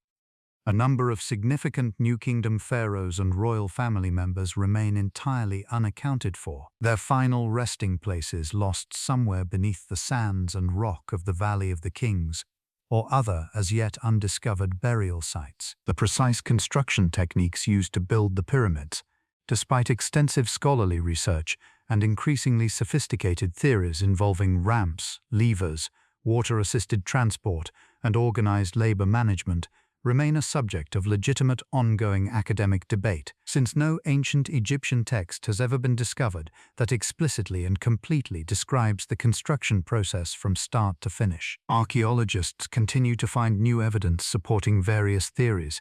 including the discovery, beginning in the early 21st century, of an ancient papyrus diary written by a man named Narmer, who recorded his work transporting limestone blocks by boat along specially constructed canals toward the Giza Plateau during the construction of the Great Pyramid, providing some of our most direct ancient evidence yet for the actual logistics involved in pyramid construction. The purpose and meaning of some Egyptian religious texts and symbols remain only partially understood, and ongoing research, archaeological excavation, and the application of new scientific technologies, including advanced imaging techniques, DNA analysis, and isotope studies of ancient remains, continue to refine, revise, and occasionally completely overturn previously accepted understandings of Egyptian history and daily life. This is, in many ways, one of the most fascinating aspects of studying ancient Egypt today. Despite being one of the most thoroughly studied ancient civilizations in human history, with written records, monuments, and artifacts surviving in far greater quantity and detail than almost any other comparable ancient society, there remain genuine, significant gaps in our knowledge, mysteries that may never be fully resolved, voices and stories lost forever beneath the shifting sands of time. If you have drifted off already, that is wonderful. Rest exactly where you are. And if you are still here with me, still floating somewhere between waking and sleep, let the story continue, slow and steady, like the Nile itself, which never hurries and never stops. The discovery and preservation of ancient Egypt's monuments has, in many ways, become its own extraordinary story, layered on top of the ancient history itself. When Egypt began constructing the Aswan High Dam in the 1960s, intended to control the Nile's flooding permanently and generate hydroelectric power, the project threatened to submerge an enormous stretch of ancient Nubian and Egyptian monuments beneath the rising waters of what would become Lake Nasser. In response, UNESCO coordinated one of the largest and most ambitious international archaeological rescue operations in history, eventually involving experts, engineers, and funding from dozens of countries around the world, all working together to save irreplaceable ancient monuments from permanent flooding. The relocation of the Abu Simbel temples, which we touched on earlier, stands as the most famous example of this effort.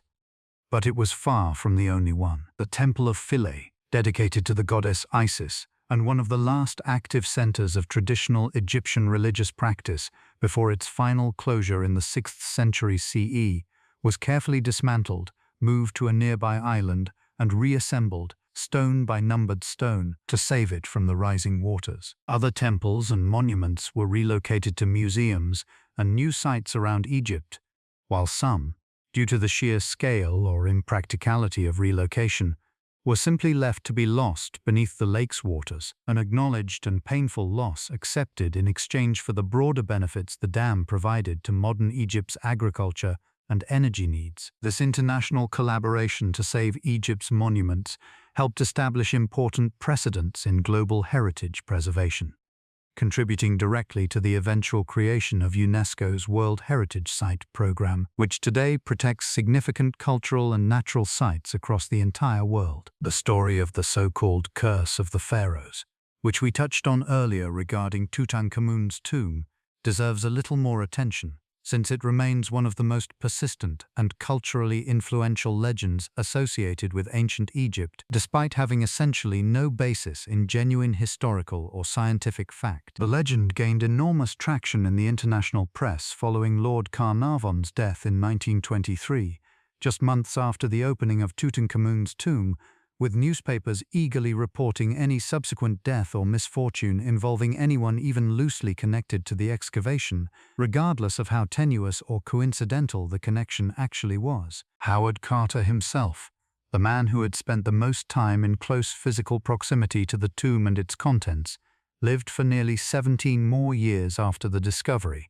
dying in 1939 at the age of 64 from lymphoma, a far less dramatic fate than the curse legend might have predicted for the person supposedly most directly responsible for disturbing the king's eternal rest. Statistical analysis conducted by researchers in later decades, examining the actual lifespans of everyone present at the tomb's opening, compared to similar individuals from the same era who had no connection to the excavation, found no meaningful difference in mortality rates, effectively debunking the curse as a statistically supported phenomenon. However appealing the story remained, and continues to remain, in popular culture. The genuine scientific basis, sometimes cited in more careful discussions of the curse legend, relates to the real, if generally minor, health risks associated with entering ancient, long-sealed tombs, including exposure to potentially harmful mold spores, bacteria, and accumulated toxic gases that can develop in enclosed spaces over centuries of complete isolation,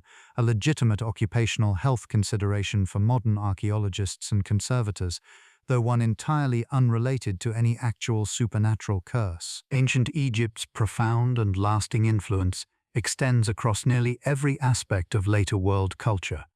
far beyond the borders of Egypt itself, and far beyond the end of pharaonic rule. Ancient Greek scholars and historians, including Herodotus, often called the father of history, traveled to Egypt and wrote extensively, if not always entirely accurately, about Egyptian customs, history, and monuments, helping introduce Egyptian civilization to the broader Mediterranean and European intellectual tradition. Egyptian religious concepts and imagery influenced later Greek and Roman religious practices, particularly the widespread worship of Isis, whose cult eventually spread throughout the Roman Empire, reaching as far as Britain, and some scholars have noted intriguing, if debated, similarities between certain elements of Egyptian and later Christian religious symbolism and iconography. During the 19th and 20th centuries, a cultural phenomenon known as Egyptomania repeatedly swept through Europe and North America, driven by archaeological discoveries,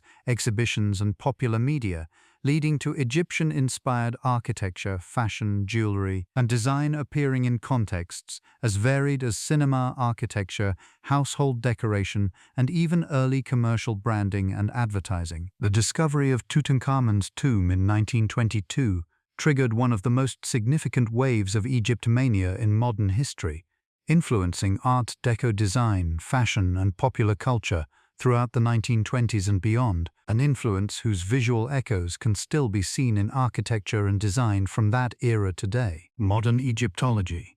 the academic discipline dedicated to studying ancient Egyptian history, language, and culture, continues to evolve rapidly,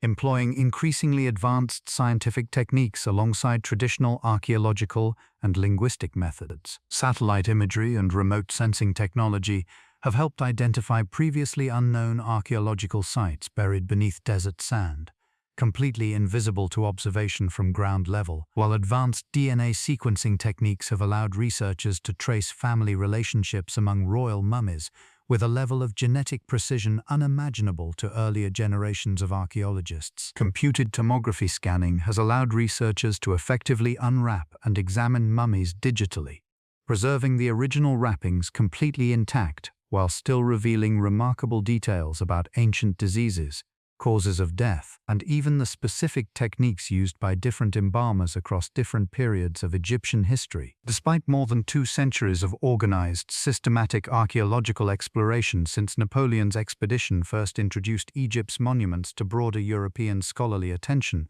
experts widely believe that the vast majority of Egypt's archaeological sites remain entirely unexcavated, buried beneath the sand, hidden beneath modern towns and agricultural land, or simply not yet discovered at all. Each year continues to bring genuinely significant new discoveries, including in recent years the identification of entirely new tombs in the Valley of the Kings and surrounding necropolises, previously unknown ancient cities, and additional sections of the underground network of galleries housing the mummified remains of sacred animals, suggesting that ancient Egypt, despite being one of history's most extensively studied civilizations, still has a great deal left to reveal to the patient, persistent efforts of modern archaeology. The city of Alexandria, founded by Alexander the Great in 331 BCE along Egypt's Mediterranean coast, deserves its own quiet place in this story, since it became, under the Ptolemaic dynasty, one of the greatest centers of learning, culture, and scientific achievement in the entire ancient world. The Library of Alexandria, established sometime in the early 3rd century BCE, aimed to collect and preserve the entirety of human knowledge available at the time, reportedly employing scholars to translate, copy, and catalogue texts gathered from across the Mediterranean and the wider ancient world. According to various ancient accounts, ships arriving in Alexandria's harbour were sometimes required to surrender any books on board for copying, with the copies returned to the original owners while the originals remained in the library's growing collection, an aggressive but remarkably effective acquisition policy for the era. The library attracted brilliant scholars from across the ancient Mediterranean world, including the mathematician Euclid, whose foundational work on geometry shaped mathematical education for the following 2,000 years, and Eratosthenes, who served as the library's chief librarian and famously calculated the circumference of the Earth with remarkable accuracy, using only basic geometric principles, shadow measurements, and the known distance between two Egyptian cities. The eventual fate of the Library of Alexandria remains a subject of considerable historical debate, with various accounts blaming different events across several centuries for its decline and eventual disappearance, including damage during Julius Caesar's military campaign in Alexandria in 48 BCE, gradual decline due to reduced funding and political instability during the later Roman period, and later destruction associated with religious conflict in late antiquity. Most modern historians believe the library's destruction was likely a gradual process spanning centuries, the result of multiple separate incidents, declining institutional support, and the slow attrition of war and political change, rather than a single dramatic catastrophic event as popular legend sometimes suggests. Alongside the library, ancient Alexandria was also home to the Lighthouse of Alexandria, known as the Pharos, built on the small island of Pharos at the entrance to Alexandria's harbour during the early Ptolemaic period. Standing an estimated 100 meters or more in height and considered one of the 7 wonders of the ancient world. The lighthouse used a combination of mirrors and an open fire to project light visible to ships far out at sea, guiding vessels safely into Alexandria's busy harbour, and remained standing in various states of repair and damage from earthquakes for well over 1,000 years, before finally collapsing entirely following a series of earthquakes in the 14th century. In recent decades, underwater archaeologists have discovered substantial remains of the lighthouse and other ancient structures submerged in Alexandria's harbour, providing valuable physical evidence to complement the often exaggerated or inconsistent ancient written descriptions of the structure's original appearance and exact dimensions. Returning briefly to Imhotep, the architect of the step pyramid we discussed earlier, his legacy within Egyptian culture grew remarkably over time, extending far beyond his own lifetime and original architectural achievements. By the time of the late period and the subsequent Ptolemaic era, more than 2,000 years after his death, Imhotep had been elevated to full divine status, worshipped as a god of medicine, healing, and wisdom, with dedicated temples and shrines built in his honor, and pilgrims traveling specifically to seek his divine assistance with illness and healing. This transformation of Imhotep from a historical architect and official into a fully worshipped deity represents one of the few clearly documented examples in ancient history of a verified, non-royal historical individual eventually achieving genuine divine status within an established religious system, a remarkable testament to the lasting impact of his original architectural and administrative achievements. Beyond Hatshepsut, several other women held significant power throughout Egyptian history, though Hatshepsut remains the most well-documented and most thoroughly studied female pharaoh to rule with full, independent royal authority. Sebukneferu, ruling briefly at the very end of the 12th dynasty during the Middle Kingdom, is generally considered the first confirmed female pharaoh in Egyptian history to rule in her own right, though detailed records from her short reign, lasting approximately 4 years, remain considerably more limited than those documenting Hatshepsut's much longer and better recorded rule centuries later. Nefertari, the favored wife of Ramesses II, held significant prominence and influence during her husband's reign, commemorated through one of the most beautifully decorated tombs ever discovered in the Valley of the Queens. Its vividly preserved wall paintings considered among the finest surviving examples of New Kingdom funerary art. The final ruler of Egypt's independent pharaonic line, as we discussed, was of course Cleopatra VII,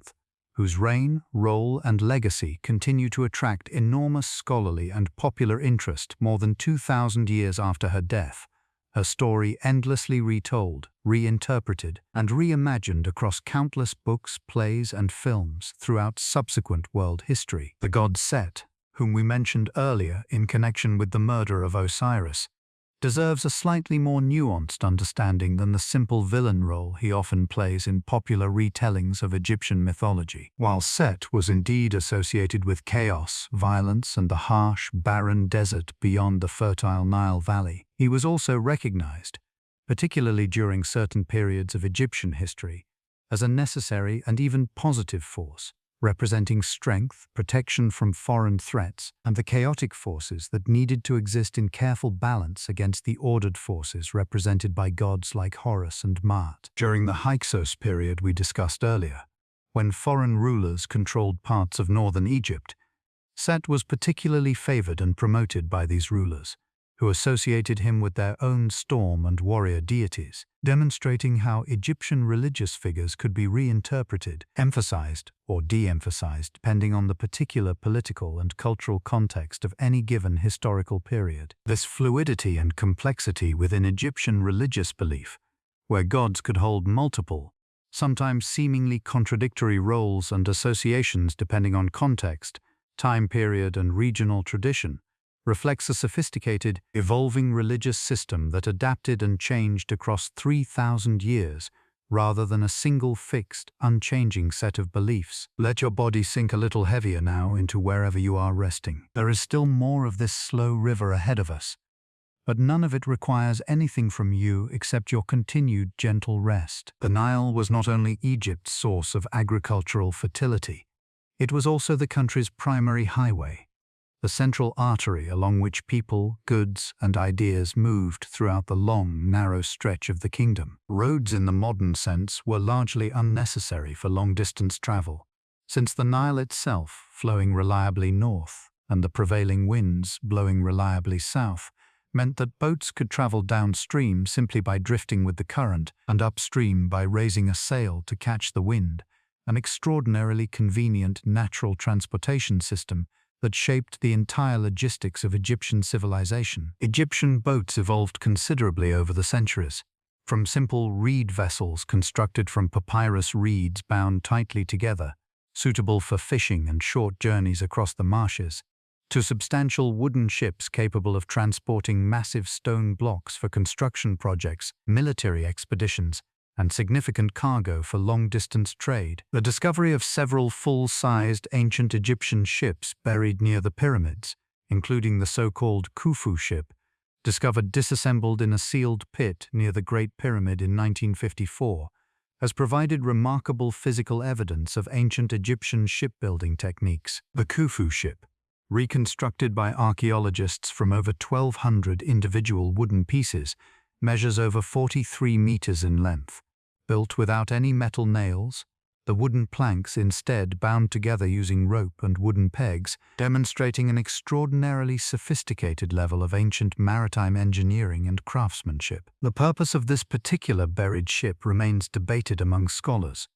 with theories ranging from a practical vessel intended for the pharaoh's actual use in life to a purely ceremonial or symbolic solar bark intended to carry the pharaoh's spirit alongside the sun god Ra on his eternal daily journey across the sky and through the underworld. Priests held an enormously significant role within Egyptian society, far beyond simply conducting religious ceremonies,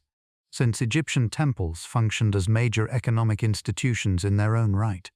owning substantial agricultural land, employing large numbers of workers, and controlling significant wealth through donations, offerings, and state support. The high priest of Amun at Thebes,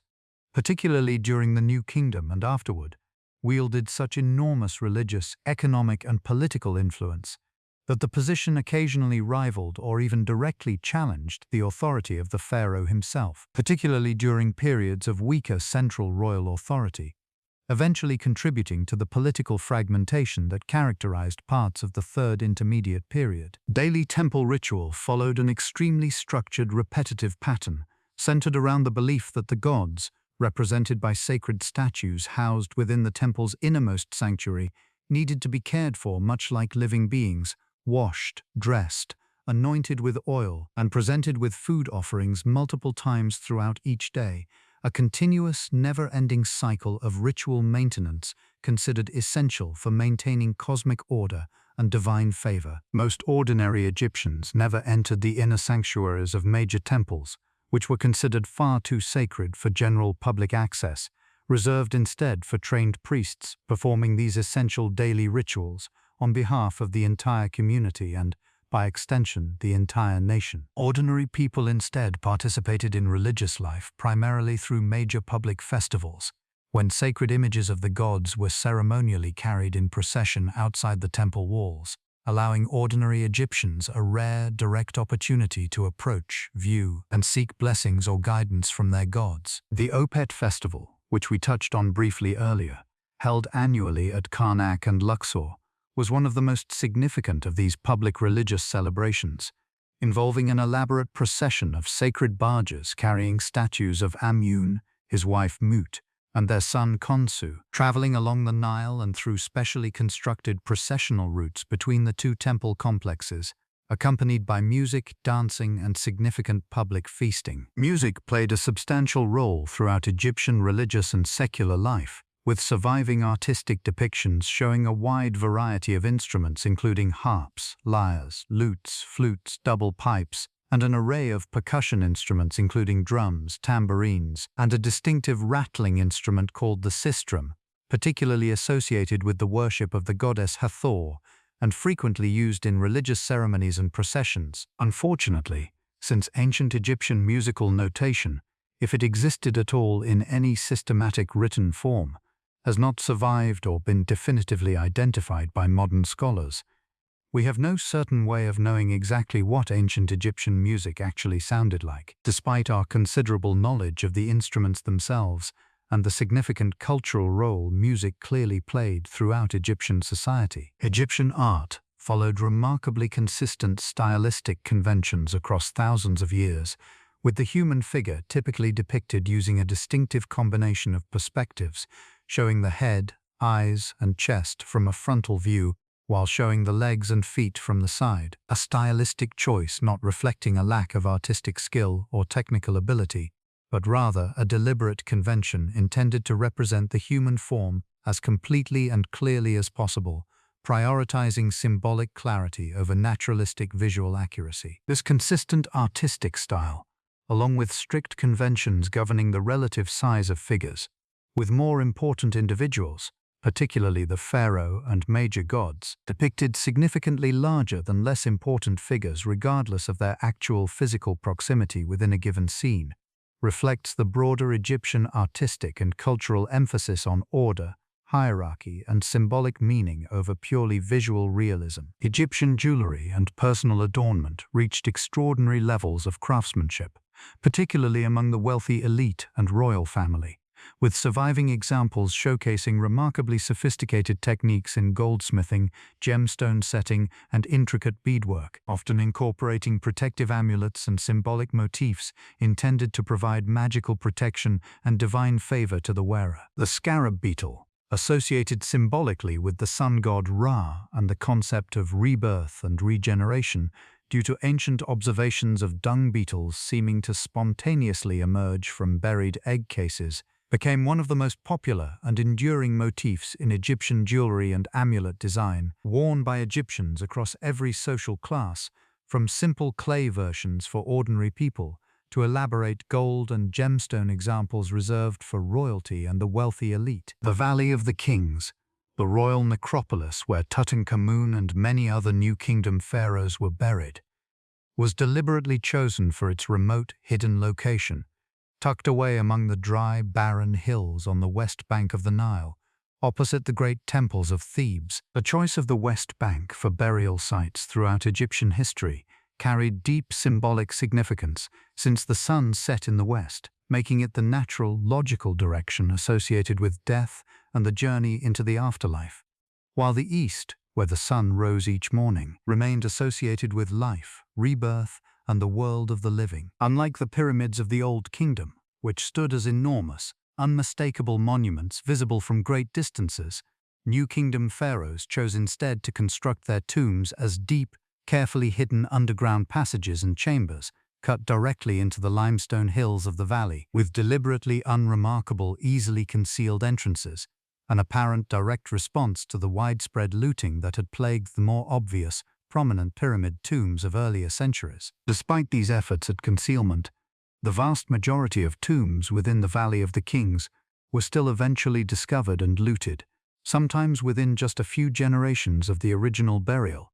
demonstrating that ancient tomb robbers were often remarkably well informed, frequently including individuals who had direct knowledge of tomb locations through family connections to the original construction workers themselves. The village of Deir el-Medina, located near the Valley of the Kings, housed the specialized workers responsible for excavating and decorating the royal tombs, and due to the remarkably dry desert climate and the relative isolation of the site, archaeologists have recovered an extraordinary wealth of written material from this community, including administrative records, personal letters, legal documents, and even records of workplace disputes and absences. These documents provide an unusually intimate, detailed window into the daily lives of these specialized craftsmen,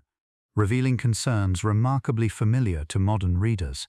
complaints about pay, disputes between neighbors, instances of workers calling in sick or taking unauthorized days off, and even evidence of a coordinated labor strike, when workers, frustrated by delayed payment of their grain rations, temporarily halted work and staged a sit-in protest, considered one of the earliest documented labor strikes in recorded human history. The tombs of the workers themselves at Deir el-Medina, though naturally far less grand than the royal tombs they spent their careers constructing,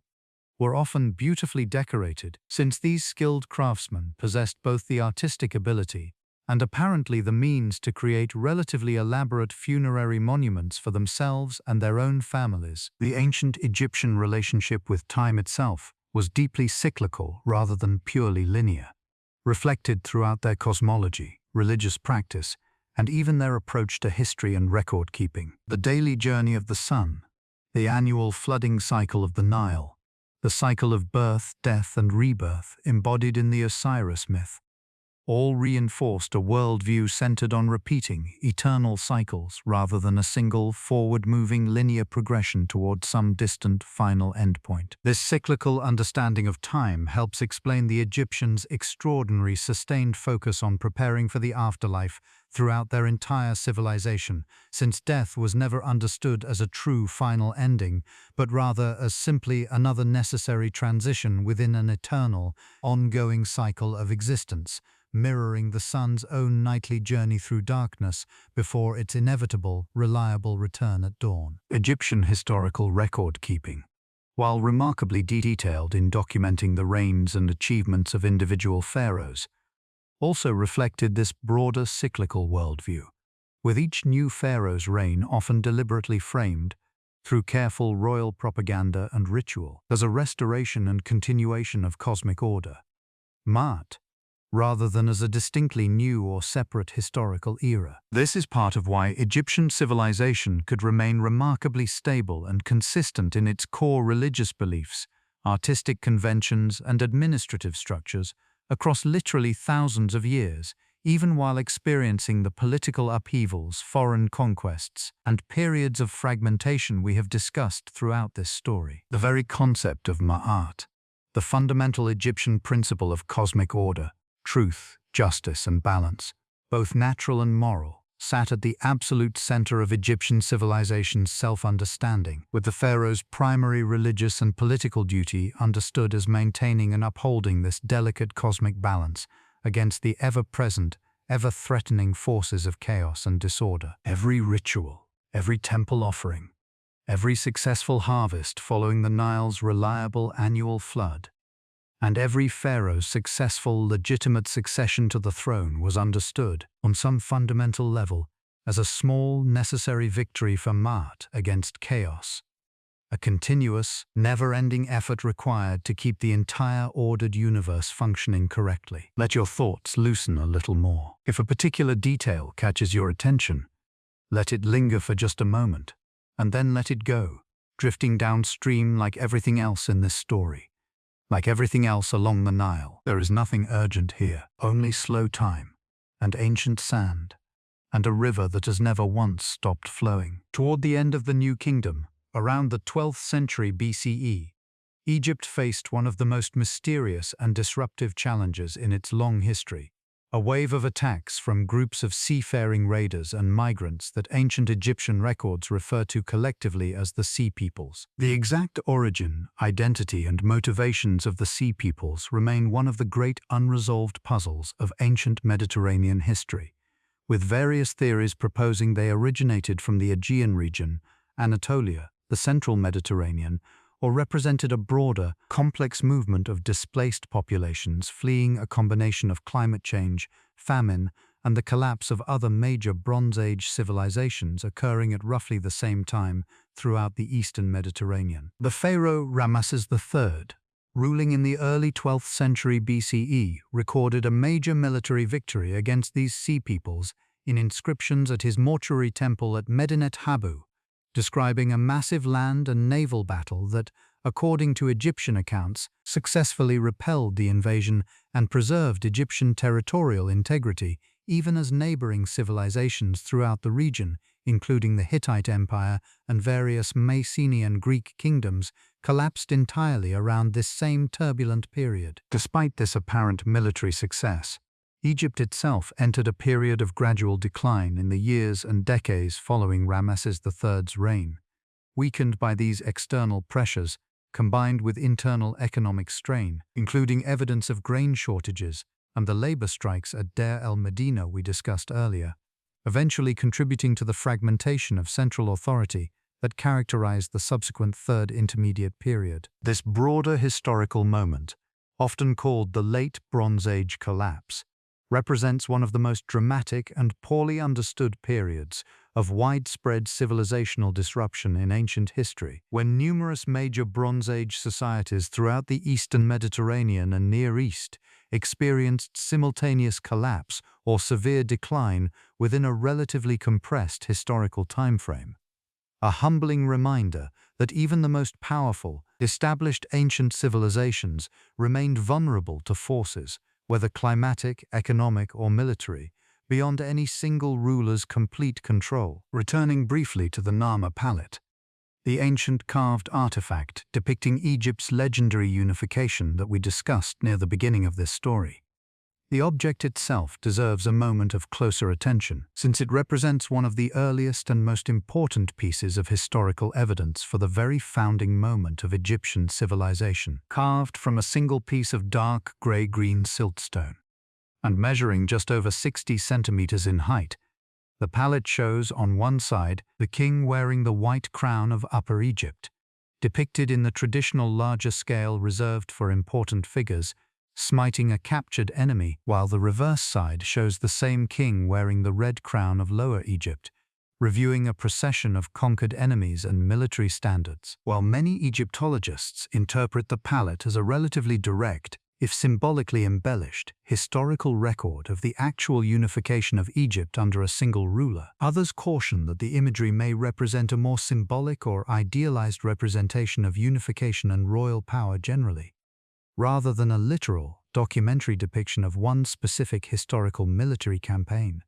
A debate that, more than a century after the palette's discovery in 1898, remains genuinely unresolved among scholars. The bust of Nefertiti, the famous painted limestone sculpture we mentioned earlier, carries its own significant modern controversy, separate entirely from the ancient mysteries surrounding the queen herself, since the circumstances of its removal from Egypt by German archaeologists in 1912 and its subsequent retention by Germany despite repeated formal requests from the Egyptian government for its return, have made it one of the most prominent and long-running examples of ongoing international disputes over the rightful ownership and repatriation of significant archaeological artifacts removed from their countries of origin during earlier periods of colonial-era archaeology. Similar disputes surround numerous other significant Egyptian artifacts currently held in museum collections around the world,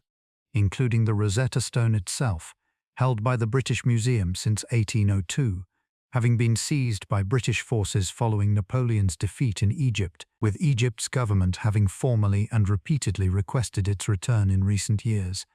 a request that as of now remains unresolved. These ongoing repatriation debates raise complex questions extending well beyond ancient Egypt alone, touching on broader, difficult conversations about the legacy of colonial-era archaeology, the proper ethical stewardship of significant cultural heritage, and the question of where and to whom the physical legacy of humanity's shared ancient past truly belongs, questions that remain very much alive and actively debated in the present day, even as the ancient objects themselves remain silent, patient, indifferent to the modern disputes occurring around them. The canopic jars we mentioned earlier, used to preserve the internal organs removed during mummification, were specifically protected by four minor deities known as the four sons of Horus: Seti, with a human head, protecting the liver; Hapi, with a baboon head, protecting the lungs; Duamutef, with a jackal head, protecting the stomach; and Quibisenuif, with a falcon head, protecting the intestines, each one in turn under the broader protection of one of four major goddesses, creating an elaborate, carefully structured system of overlapping divine protection, intended to safeguard every single component of the deceased's body and spirit throughout their journey into the afterlife. Egyptian creation mythology, much like the rest of their religious tradition, was not a single, unified, universally agreed-upon account, but rather varied considerably depending on which major religious center and its associated priesthood was telling the story, with different cities promoting their own local patron deity as the original primary creative force behind the universe. At Heliopolis, the center of sun worship, the creation myth centered on Atum, sometimes identified directly with Ra, who was believed to have emerged from Nun, the primordial, formless waters of chaos that existed before creation itself, before going on to create the first pair of gods, Shu, representing air, and Tefnut, representing moisture, who in turn produced Geb, the earth, and Nut, the sky, eventually leading to the births of Osiris, Isis, Set, and Nephthys. At Memphis, by contrast,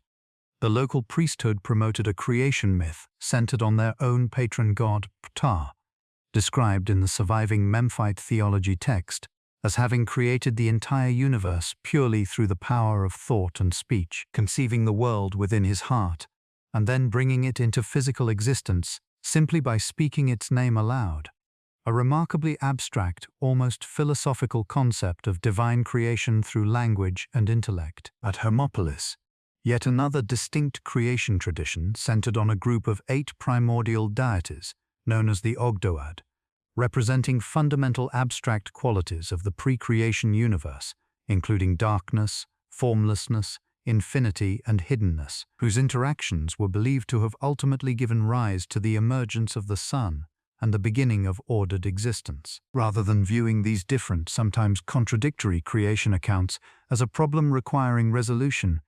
ancient Egyptian religious thought appears to have comfortably accommodated multiple, simultaneous, regionally specific creation narratives, reflecting a broader, flexible Egyptian religious approach that prioritized the practical, local maintenance of cosmic order and balance over strict theological consistency across the entire civilization. Returning to the practical, everyday matter of the Nile flood itself, the Egyptians developed specialized measuring devices called nilometers, structures built directly into the riverbank or within specially constructed wells connected to the river, marked with depth measurements, allowing officials to precisely track the rising floodwaters each year. and make early, reasonably accurate predictions about the likely size and agricultural success of the coming harvest season. These flood measurements carried enormous direct practical importance for the Egyptian state, since the level of the annual flood directly determined how much agricultural tax revenue the government could reasonably expect to collect that year. With insufficient flooding leading to poor harvests, reduced tax revenue, and potential famine, while excessive flooding could itself prove destructive, damaging irrigation systems, settlements, and stored grain supplies. Several severe multi-year periods of insufficient Nile flooding throughout Egyptian history are believed by many historians to have directly contributed to some of the major political and social crises we have discussed throughout this story, including potentially playing a significant role in the collapse of central authority that marked both the First and Third Intermediate periods, demonstrating just how completely Egyptian civilization's stability and prosperity remained tied to the reliable yet ultimately uncontrollable natural behavior of a single river. For the ordinary Egyptian peasant farmer, life followed an unwavering, predictable annual rhythm dictated entirely by this same Nile flood cycle, beginning each year with the arrival of Akhet, the flood season, when fields disappeared beneath the rising waters and farmers, unable to work their now submerged land, often found themselves conscripted for state labor projects, construction work, or military service instead. As the floodwaters gradually receded during Peret, the growing season, farmers moved quickly to plow and plant their newly enriched, fertile fields, using simple wooden plows typically pulled by oxen, planting primarily wheat and barley, alongside vegetables, flax for linen production, and other useful crops, racing against time to maximize their harvest before the hot, dry conditions of the following season made further significant growth impossible. Finally, during Shemu, the harvest and low water season, farmers worked intensely to gather their crops before the increasingly hot, dry summer conditions set in, with the harvested grain carefully measured, a portion collected as mandatory taxation by state or temple officials, and the remainder stored for the farming family's own consumption and for the following year's seed supply, before the entire demanding annual cycle inevitably began again with the next year's flood. The ancient city of Abydos held a particularly sacred place within Egyptian religious geography, believed to be closely associated with Osiris, and considered one of the most important pilgrimage sites throughout Egyptian history, with many pharaohs and wealthy Egyptians specifically requesting burial, or at least a symbolic memorial monument at Abydos, regardless of where their actual physical tomb was ultimately located, in hopes of securing a closer spiritual connection to Osiris and a more favorable position in the afterlife. The Temple of Seti-Fa at Abydos, built during the early 19th dynasty, contains the remarkable king list of Abydos, an inscribed list naming dozens of Seti's royal predecessors, stretching back to the very beginning of Egyptian dynastic history, providing modern Egyptologists with one of the most valuable surviving ancient sources for reconstructing the basic chronological sequence of Egyptian kings. Though notably, the list deliberately omits certain rulers considered illegitimate or otherwise undesirable by later Egyptian historical memory, including Hatshepsut and Akhenaten, both effectively erased from this particular official royal record. Behind the main temple at Abydos lies a unique, mysterious structure known as the Osirian, built using massive stone blocks in a style that appears deliberately archaic, intentionally evoking the much older architectural style of the Old Kingdom, despite being constructed many centuries later, and widely believed to symbolically represent the primordial mound of creation and the tomb of Osiris himself, deliberately positioned partially below the surrounding water table to evoke the mythological waters of Nun from which the world was first created. Egyptian warfare and military technology evolved considerably across the civilization's long history, beginning with relatively simple weapons including bows, spears, and the distinctive curved sickle sword called a khopesh, before incorporating the war chariot, introduced following contact with the Hyksos and other Near Eastern peoples, which dramatically transformed Egyptian battlefield tactics during the New Kingdom period. Egyptian soldiers typically carried large shields, made from wood and animal hide, alongside their weapons, and wore minimal body armor for much of Egyptian history. relying primarily on shields and tactical positioning for protection. Though more substantial armor, including scaled bronze or leather protective garments, became somewhat more common during the later New Kingdom period, likely influenced by increased military contact and exchange with other Near Eastern civilizations. The ancient Egyptians generally held a complex, often contradictory view of foreign peoples and foreign lands, frequently depicted in official royal and religious art and inscriptions as inherently chaotic, inferior, or threatening forces requiring active suppression by the pharaoh in order to maintain proper cosmic order, even while simultaneously engaging extensively and often quite productively in trade, diplomacy, and cultural exchange with many of these same foreign peoples and civilizations. This apparent contradiction reflects the broader Egyptian religious and political worldview we discussed earlier regarding Ma'at and cosmic order. Since foreign peoples, existing beyond the protective boundaries of Egypt itself, were almost automatically associated symbolically with chaos and disorder in official ideology, regardless of the actual, often quite cordial and mutually beneficial practical diplomatic and commercial relationships Egypt maintained with many of these same foreign powers and peoples throughout its long history. Egyptian texts and artwork commonly categorized foreign peoples according to a few broad, somewhat stereotyped regional groups, including Nubians to the south, generally depicted with darker skin tones and distinct hairstyles, various Asiatic peoples from the Levant and the broader Near East, and the Libyan peoples to the west, each group typically depicted wearing distinctive clothing and hairstyles intended to allow rapid, clear visual identification within Egyptian artistic and textual conventions. We are roughly halfway through this long, slow journey now. If you are still awake, there is no need to push yourself to stay that way. Sleep can come at any point in this story, and the story itself does not mind at all. It will simply keep flowing quietly past you, like the Nile past a sleeping village, indifferent and patient and endlessly gentle. During the later Greco-Roman period of Egyptian history, particularly in the region known as the Fayum, a distinctive and remarkably beautiful artistic tradition developed, producing what are now known as Fayum mummy portraits, realistic painted portraits of the deceased, created using techniques including encaustic painting with pigmented wax, attached directly to the wrapped mummy over the face. These portraits represent a fascinating blending of traditional Egyptian funerary practices, including mummification itself, with distinctly Greco-Roman artistic and stylistic conventions, producing strikingly lifelike, individual facial portraits unlike the more stylized, symbolic representations of the face found in traditional Egyptian funerary masks from earlier periods of Egyptian history. These portraits, hundreds of which have survived due to Egypt's exceptionally dry, preserving climate, provide modern viewers with an unusually direct, intimate, and remarkably vivid visual connection to specific individual Egyptians who lived during this later period of Egyptian history. Their painted faces, complete with individual expressions, hairstyles, and jewelry,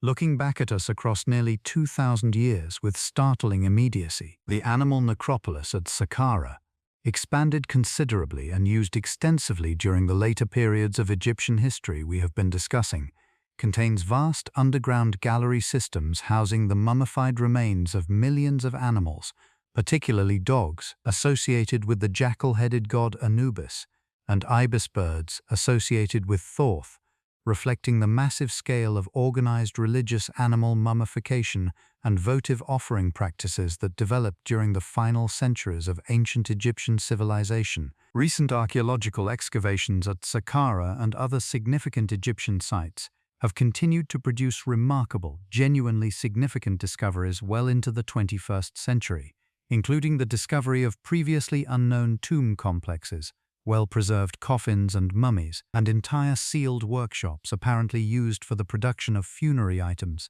demonstrating that even after more than 2 centuries of intensive archaeological investigation, ancient Egypt continues to reveal substantial new physical evidence about its own ancient history. In 2020 alone, Egyptian archaeologists announced the discovery of more than 100 intact sealed sarcophagi at Saqqara, dating to the late period, found in deep shaft tombs that had apparently remained completely undisturbed for over 2,000 years, their seals unbroken, their original contents including well-preserved mummies and accompanying funerary objects, still perfectly intact inside. Similarly significant recent discoveries have included the identification of an entire lost ancient city, dubbed by archaeologists the Rise of Aten, dating to the New Kingdom reign of Imhotep III, discovered near Luxor in 2021, revealing well-preserved residential neighborhoods, bakeries, workshops, and administrative buildings, offering archaeologists an unusually complete, detailed picture of an entire functioning ancient Egyptian urban settlement, rather than simply isolated tombs, temples, or monuments. These ongoing, genuinely significant modern discoveries serve as a powerful, continuing reminder that despite ancient Egypt's status as one of history's most thoroughly studied and well-documented ancient civilizations, the sands of the Egyptian desert, dry, vast, and remarkably preserving, continue to hold countless additional secrets, waiting patiently, sometimes for thousands of years, until the right combination of archaeological skill, scientific technology, and simple, persistent good fortune finally brings them back into the light. Magic, known to the Egyptians as Heka, was not considered a fringe or suspicious practice in ancient Egyptian society, but rather a fundamental, respected, and deeply integrated force within the universe,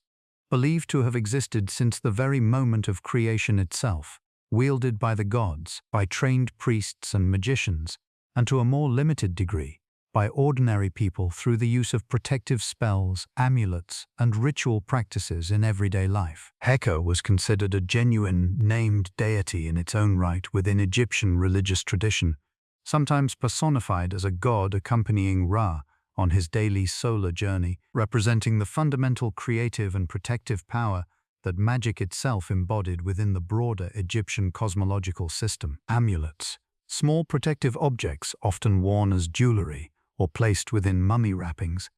were created in an enormous variety of forms, each one believed to provide specific, targeted magical protection or beneficial qualities to the wearer, whether living or dead. The Ankh symbol, resembling a cross with a looped top, represented life itself, and remains today one of the most immediately recognizable symbols associated with ancient Egyptian civilization, frequently depicted being held by gods, offering or transferring the gift of life to the pharaoh in countless surviving artistic representations. The Eye of Horus, sometimes called the Wadjet Eye, represented protection, healing, and royal power, drawing on the mythological story of Horus losing and subsequently having his eye magically restored during his conflict with Set, and was widely used in amulets, jewelry, and protective symbols throughout Egyptian history, eventually influencing later symbolic traditions far beyond Egypt's own borders. The Djed pillar, representing stability and associated particularly with Osiris, and the Tiet, sometimes called the Knot of Isis, associated with protection and often resembling a stylized version of an ankh, were among the most common protective symbols incorporated into Egyptian jewelry, amulets, and funerary equipment throughout the civilization's long history. Royal succession in ancient Egypt, while generally following a hereditary pattern from father to son, was not always a smooth, uncontested, or straightforward process, with several notable instances throughout Egyptian history of succession disputes, court intrigue, and even direct conspiracies aimed at influencing or seizing the throne. The most famous and well-documented of these succession conspiracies, known as the Harem Conspiracy, occurred during the reign of Ramesses III in the 12th century BCE,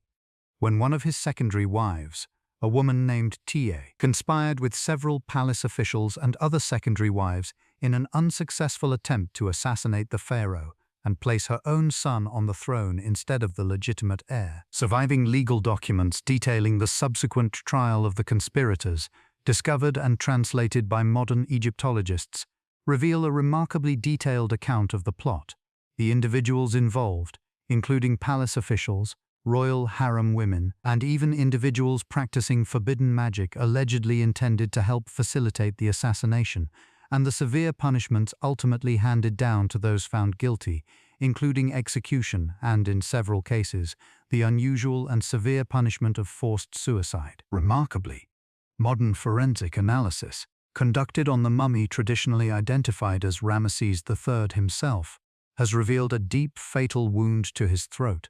providing striking physical, archaeological confirmation that the assassination attempt described in these ancient legal documents was not merely an unsuccessful plot, but had in fact tragically succeeded, even if the conspirators' broader goal of placing their preferred candidate securely on the throne was ultimately thwarted by the rightful heir, who did indeed succeed his father as Ramesses IV. Returning to Egyptian astronomical understanding,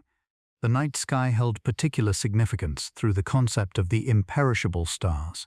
the circumpolar stars that, due to Egypt's geographic latitude, never set below the horizon but instead remain perpetually visible, circling endlessly around the celestial pole throughout the entire year. These eternally visible stars became closely associated symbolically with the hoped-for eternal nature of the afterlife itself,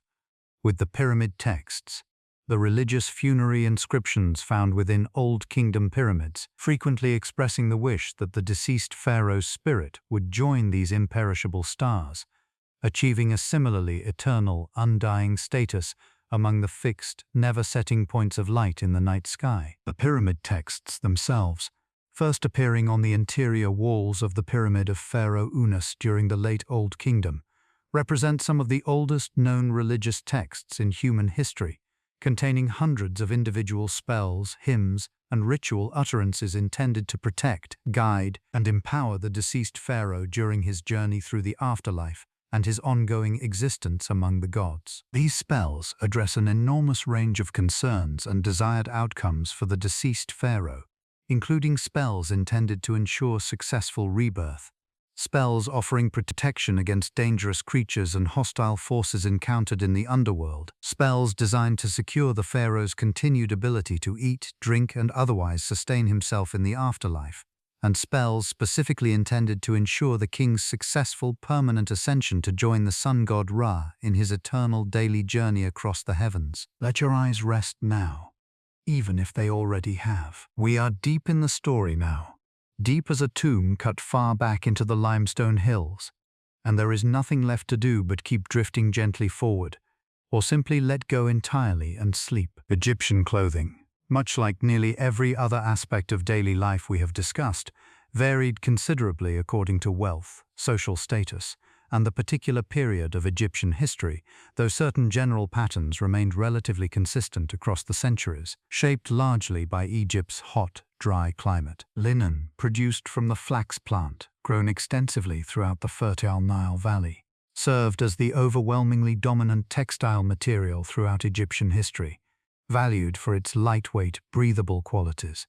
well suited to Egypt's consistently warm climate and produced in varying grades of fineness, with the finest, most tightly woven linen reserved for royalty and the wealthy elite, while coarser, more loosely woven linen served the practical clothing needs of ordinary working Egyptians. Men commonly wore a simple wrapped kilt or loincloth called a shendit,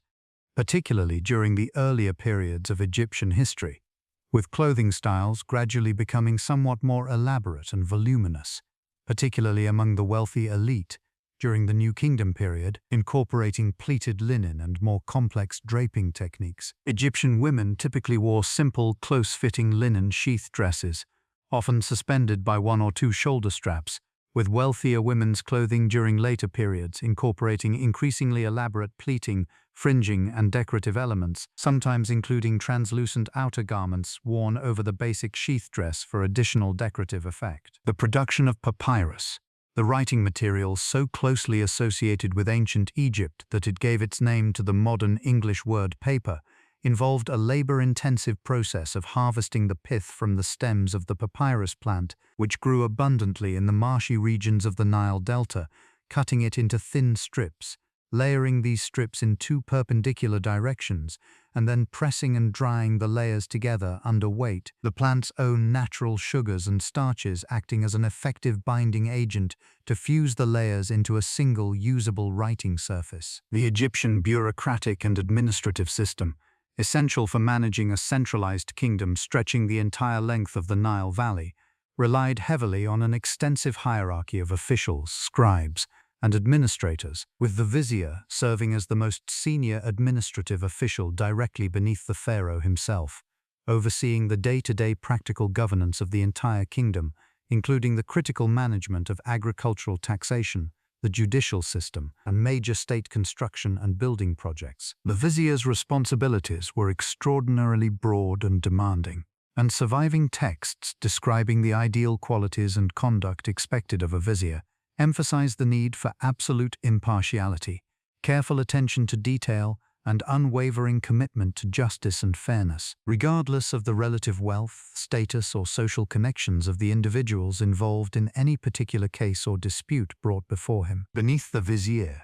an extensive bureaucratic hierarchy managed the practical, day-to-day operation of the Egyptian state, including specialized officials responsible for managing the all-important annual grain harvest and its associated taxation, overseers responsible for managing major state labor projects, and an extensive network of local administrators responsible for managing the practical affairs of individual towns, villages, and agricultural districts throughout the kingdom. Several Egyptian queens beyond Hatshepsut, Nefertari, and Cleopatra achieved particular historical prominence and influence throughout Egyptian history, even without necessarily ruling as full, independent pharaohs in their own right. Queen Tiye,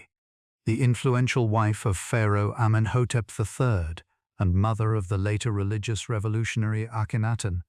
appears to have wielded considerable personal political influence and respect during her husband's reign, evidenced by her prominent depiction alongside the pharaoh in numerous official monuments and her continued significant presence and apparent influence even after her son Akhenaten ascended to the throne. Amos Nefertari, an earlier and similarly influential royal woman from the very beginning of the New Kingdom period, was posthumously revered with an unusually high degree of religious reverence, eventually being worshipped alongside her son Amenhotep I, as a patron deity specifically associated with the village of Deir el-Medina, the specialized tomb worker community we discussed earlier, demonstrating the potential for royal women to achieve significant lasting religious and cultural prominence within Egyptian society and collective memory long after their own lifetimes had ended. Alongside their primary civil calendar, based on the predictable, practical rhythm of the Nile flood, and aligned approximately with the solar year, ancient Egyptians also maintained a separate, parallel lunar calendar used specifically for determining the precise timing of certain important religious festivals and temple rituals tied directly to the visible phases of the moon. This dual calendar system, civil and lunar operating simultaneously alongside one another, occasionally created practical scheduling complications, since the two systems would gradually drift out of alignment with each other over time, requiring periodic adjustments and careful astronomical observation by temple priests to ensure that lunar-based religious festivals continued to occur at their intended, religiously appropriate times. Egyptian scribal education, the lengthy and demanding process through which a small percentage of Egyptian boys, drawn primarily though not exclusively from already privileged or moderately well-off families, learnt to read and write, typically began at a relatively young age, sometimes as young as 5, and continued for many years, requiring students to master not only the hundreds of individual hieroglyphic signs themselves, but also the practical, faster hieratic script used for everyday administrative writing, along with extensive memorization of standard texts, model letters, and mathematical problems. Surviving educational texts reveal that Egyptian scribal training could be quite physically demanding and occasionally harsh by modern standards, with surviving texts including direct, blunt warnings to students about the importance of diligent study and explicit threats of physical punishment for laziness, alongside more encouraging texts praising the eventual comfortable, prestigious lifestyle awaiting a successful, fully trained scribe. Despite the relatively narrow, privileged access to formal scribal education throughout most of Egyptian history, the overall Egyptian state placed enormous practical value and importance on literacy and effective written record-keeping, recognizing that the entire complex administrative system managing taxation, construction projects, legal disputes, and diplomatic correspondence depended fundamentally on having a reliable, well-trained class of literate scribes and officials capable of creating and maintaining these essential written records. We touched briefly earlier on the remarkable pyramids built in ancient Nubia, in the region of modern-day Sudan, by the Kushite rulers who, during the 25th dynasty, came to rule over Egypt itself. But the broader Nubian pyramid-building tradition actually continued for many centuries beyond this particular dynasty's eventual loss of direct control over Egypt proper. The kingdom of Kush, having been pushed out of direct rule over Egypt itself by the invading Assyrians and their allies in the 7th century BCE, continued to exist and indeed flourish as an independent, powerful kingdom centered further south, eventually establishing a new capital at Meroe, where Nubian rulers continued constructing pyramids, ultimately resulting in considerably more pyramids being built throughout ancient Nubian territory than were ever constructed in Egypt proper. Despite their generally smaller individual scale and steeper characteristic angle compared to the famous Egyptian examples at Giza, this independent Kushite kingdom centered at Meroe continued to flourish for many centuries, eventually developing its own distinct writing system, known as Meroitic script, which, unlike Egyptian hieroglyphics, remains only partially deciphered by modern scholars even today, since although the actual phonetic sounds represented by the Meroitic alphabet have been successfully identified, the underlying Meroitic language itself remains poorly understood, leaving many surviving Meroitic texts frustratingly readable in terms of pronunciation, yet still largely incomprehensible in terms of their actual meaning. One of the more intriguing, persistent legends from later Egyptian history concerns the so-called Lost Army of Cambyses, referring to an account recorded by the ancient Greek historian Herodotus, describing a Persian military expedition reportedly numbering some 50,000 soldiers sent by the Persian king Cambyses II around 524 BCE, with orders to attack the remote desert oasis of Siwa, said to have completely vanished without a trace somewhere in the vast, harsh expanse of the Egyptian Western Desert, allegedly overwhelmed and buried by a sudden catastrophic sandstorm. While most modern historians treat Herodotus's specific dramatic account with considerable skepticism, recognizing it as likely containing significant historical embellishment or outright legend, rather than a precise literal historical record, the story has nonetheless inspired numerous serious archaeological expeditions and considerable ongoing speculation, with various researchers periodically claiming to have discovered potential physical evidence, including scattered ancient artifacts and human remains in remote desert locations, though no definitive scientifically confirmed evidence conclusively proving the existence or exact fate of this specific lost Persian army has yet been established. The vast, largely unexplored expanse of Egypt's western desert, extending for hundreds of kilometers west of the Nile Valley toward the Libyan border, remains today one of the most genuinely remote, difficult to access, and still incompletely explored regions anywhere within Egypt's modern borders, continuing to hold whatever additional secrets, whether the fate of Cambyses's legendary lost army or simply additional undiscovered archaeological sites, that its harsh, shifting sands may still be quietly, patiently concealing. Color held deep, deliberate symbolic meaning throughout ancient Egyptian art and religious iconography, with specific colors consistently associated with particular concepts, qualities, and divine attributes across the civilization's long artistic history. Green and black, somewhat counterintuitively to modern Western associations, were both closely associated with life, fertility, and rebirth,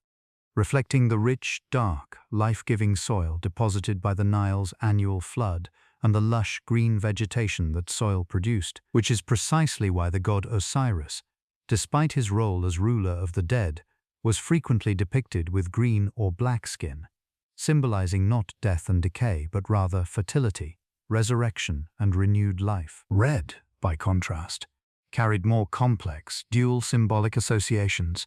representing both the dangerous, chaotic forces of the harsh desert and the destructive power of fire and violence, while simultaneously also representing life-giving energy and vitality, reflected in its use to depict the skin tone of living men in traditional Egyptian artistic convention.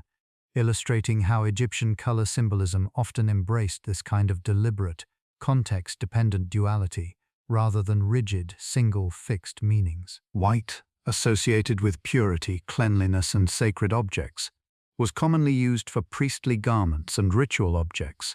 while blue and turquoise, relatively difficult and expensive colors to produce using ancient pigment technology, became closely associated with the heavens, water, and the life-giving Nile itself,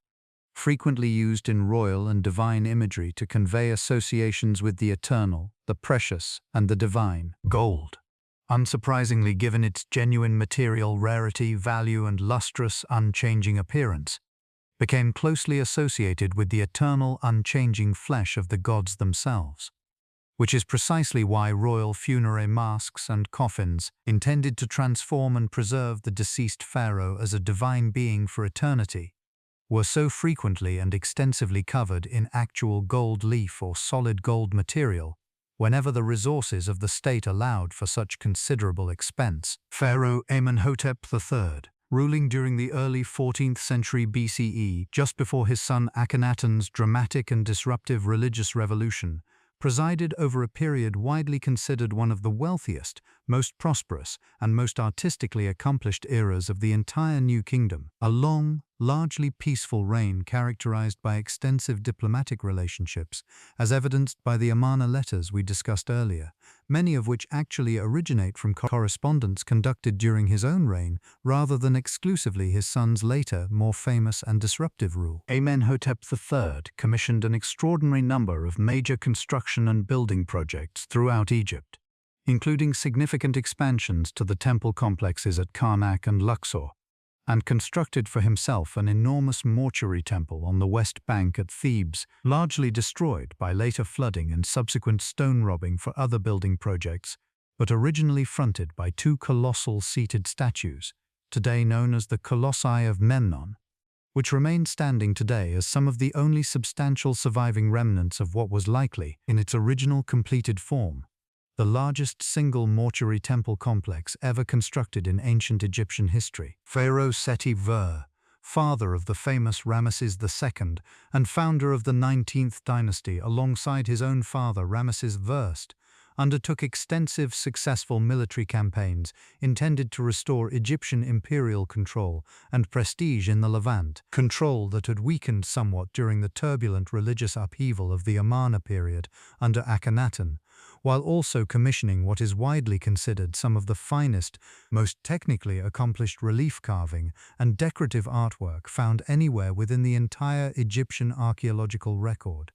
particularly within his own beautifully decorated tomb in the Valley of the Kings, and his magnificent temple complex at Abydos that we discussed earlier. Pharaoh Meneptah, son and eventual successor of Ramesses II, ruling toward the very end of the 13th century BCE, is historically significant for a single, brief but enormously important line within an inscription known as the Meneptah Stele,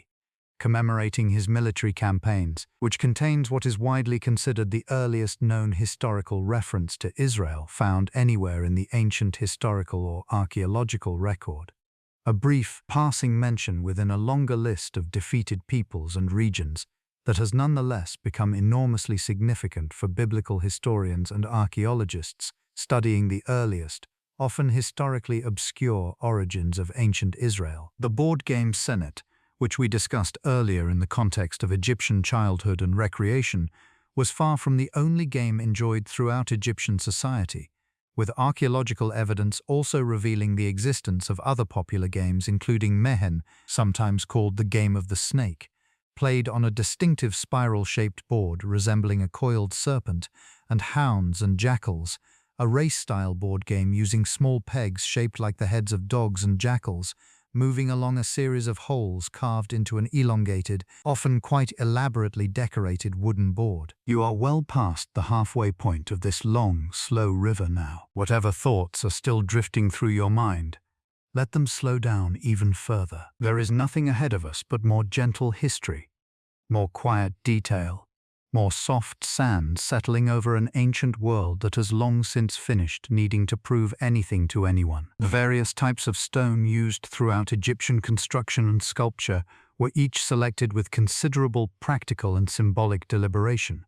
with limestone, relatively soft, abundant, and easily quarried along much of the Nile Valley, serving as the primary building material for the bulk of most pyramid and temple construction, while harder, more visually striking stones were typically reserved for the most significant religious and royal monuments. Granite, primarily quarried from substantial quarries near Aswan in the far south of Egypt, was prized for its exceptional hardness, durability, and striking visual appearance, ranging from grey to a distinctive reddish-pink color, and was specifically used for elements requiring particular structural strength or symbolic prestige, including the massive blocks lining the king's chamber within the Great Pyramid, royal sarcophagi, and the great obelisks we discussed earlier. Quarrying granite, using only the relatively simple tools available to ancient Egyptian workers, primarily harder stone-pounding tools, copper chisels, and wooden wedges that could be soaked with water to expand and help split the stone along natural fracture lines, represented an extraordinarily demanding, labor-intensive process. Yet ancient Egyptian quarry workers achieved a level of precision and scale in granite extraction that continues to genuinely impress modern engineers and geologists studying their techniques today. Alabaster, technically a type of calcite rather than true mineral alabaster known in other parts of the world, was particularly valued for its distinctive, translucent, light-colored qualities, and was frequently used for fine vessels, ritual objects, and occasional architectural elements specifically intended to allow some degree of light to pass through the material, creating a soft, gently glowing visual effect particularly valued within certain temple and tomb contexts. The lotus flower held particularly rich, multi-layer symbolic significance throughout ancient Egyptian art, religion, and culture, closely associated symbolically with the sun, creation, and rebirth, owing largely to the plant's striking natural behavior of closing its petals each evening and sinking partially beneath the water's surface, only to reopen and rise again with the rising sun each subsequent morning. A natural daily cycle the Egyptians readily and enthusiastically connected symbolically to their own broader religious concepts surrounding solar rebirth and the eternal cycle of death and renewed life. According to one significant version of Egyptian creation mythology, the very first sunrise, and indeed the emergence of the sun god himself at the dawn of creation, was directly associated with a primordial lotus flower emerging from the original waters of chaos, gradually opening its petals to reveal the newly created sun god within. A powerfully evocative creation image that appears repeatedly throughout Egyptian religious texts, temple decoration, and funerary art across thousands of years of Egyptian history. The papyrus plant, alongside its enormously significant practical use in writing material production that we discussed earlier, similarly held its own distinct symbolic associations, particularly connected with Lower Egypt and the lush, fertile marshlands of the Nile Delta region, frequently appearing as a decorative architectural motif, with entire temple columns carved and painted to resemble clusters of papyrus stalks, their capitals shaped like the plant's distinctive open or closed flower heads. Egyptian beliefs and practices surrounding dreams occupied a significant, though complex, place within their broader religious and cultural worldview, with dreams generally understood as potentially significant messages or warnings communicated by the gods, requiring careful, skilled interpretation in order to properly understand their true intended meaning. The Dream Book, a significant surviving papyrus document dating from the New Kingdom period, contains an extensive catalogue of specific dream scenarios alongside their believed symbolic meanings and interpretations, organized in a systematic format listing a particular dream image or scenario, followed by a brief explanation of whether it represented a generally favorable or unfavorable omen for the dreamer, providing valuable insight into ancient Egyptian popular beliefs and everyday anxieties, hopes, and cultural assumptions. Beyond simply interpreting naturally occurring dreams, ancient Egyptians also actively practiced a form of deliberate dream incubation, involving traveling to specific sacred sites, particularly certain temples specifically associated with this practice, and engaging in particular ritual preparations intentionally designed to encourage and receive a meaningful, divinely inspired dream often specifically seeking guidance, healing, or resolution to a particular pressing personal problem or important decision. Closely related to dream interpretation, ancient Egyptians also consulted divine oracles with certain temple deities, particularly statues of gods like Amun, believed capable of providing direct guidance and answers to specific questions through various ritual means, including, according to some surviving accounts, the apparent movement of the god's processional statue itself during religious festivals, interpreted by attending priests as providing a clear yes or no answer to formally posed questions, sometimes even functioning as a form of practical, religiously sanctioned judicial proceeding in resolving certain types of legal disputes. One particularly intimate and emotionally resonant category of surviving ancient Egyptian written material is known to modern scholars as letters to the dead, brief personal messages written by living Egyptians and left at the tombs of deceased family members, typically seeking the deceased person's continued spiritual help, intervention, or protection regarding some specific ongoing problem or difficulty in the writer's life. These deeply personal documents reveal that ordinary Egyptians believed their deceased relatives, having successfully transitioned into the afterlife, retained both the ability and willingness to actively intervene in the affairs of the living world on behalf of their surviving family members, whether by curing an illness, resolving a difficult family dispute, or providing general spiritual protection and good fortune, treating death not as a complete severing of family relationships and obligations, but rather as a transformation of those relationships into a new, ongoing, if less directly visible form. One particularly well-known surviving example, written by a man asking his deceased wife why she was apparently causing him such persistent misfortune since her death, despite his own claims of having been a devoted, faithful husband during her lifetime, reveals a strikingly direct, almost conversational tone, treating the deceased recipient as someone fully capable of hearing, understanding, and personally responding to the writer's complaints and requests, much as they presumably would have during their own lifetime. As the Egyptian empire expanded considerably during the New Kingdom period, incorporating various foreign territories and peoples within or adjacent to its political and military sphere of influence,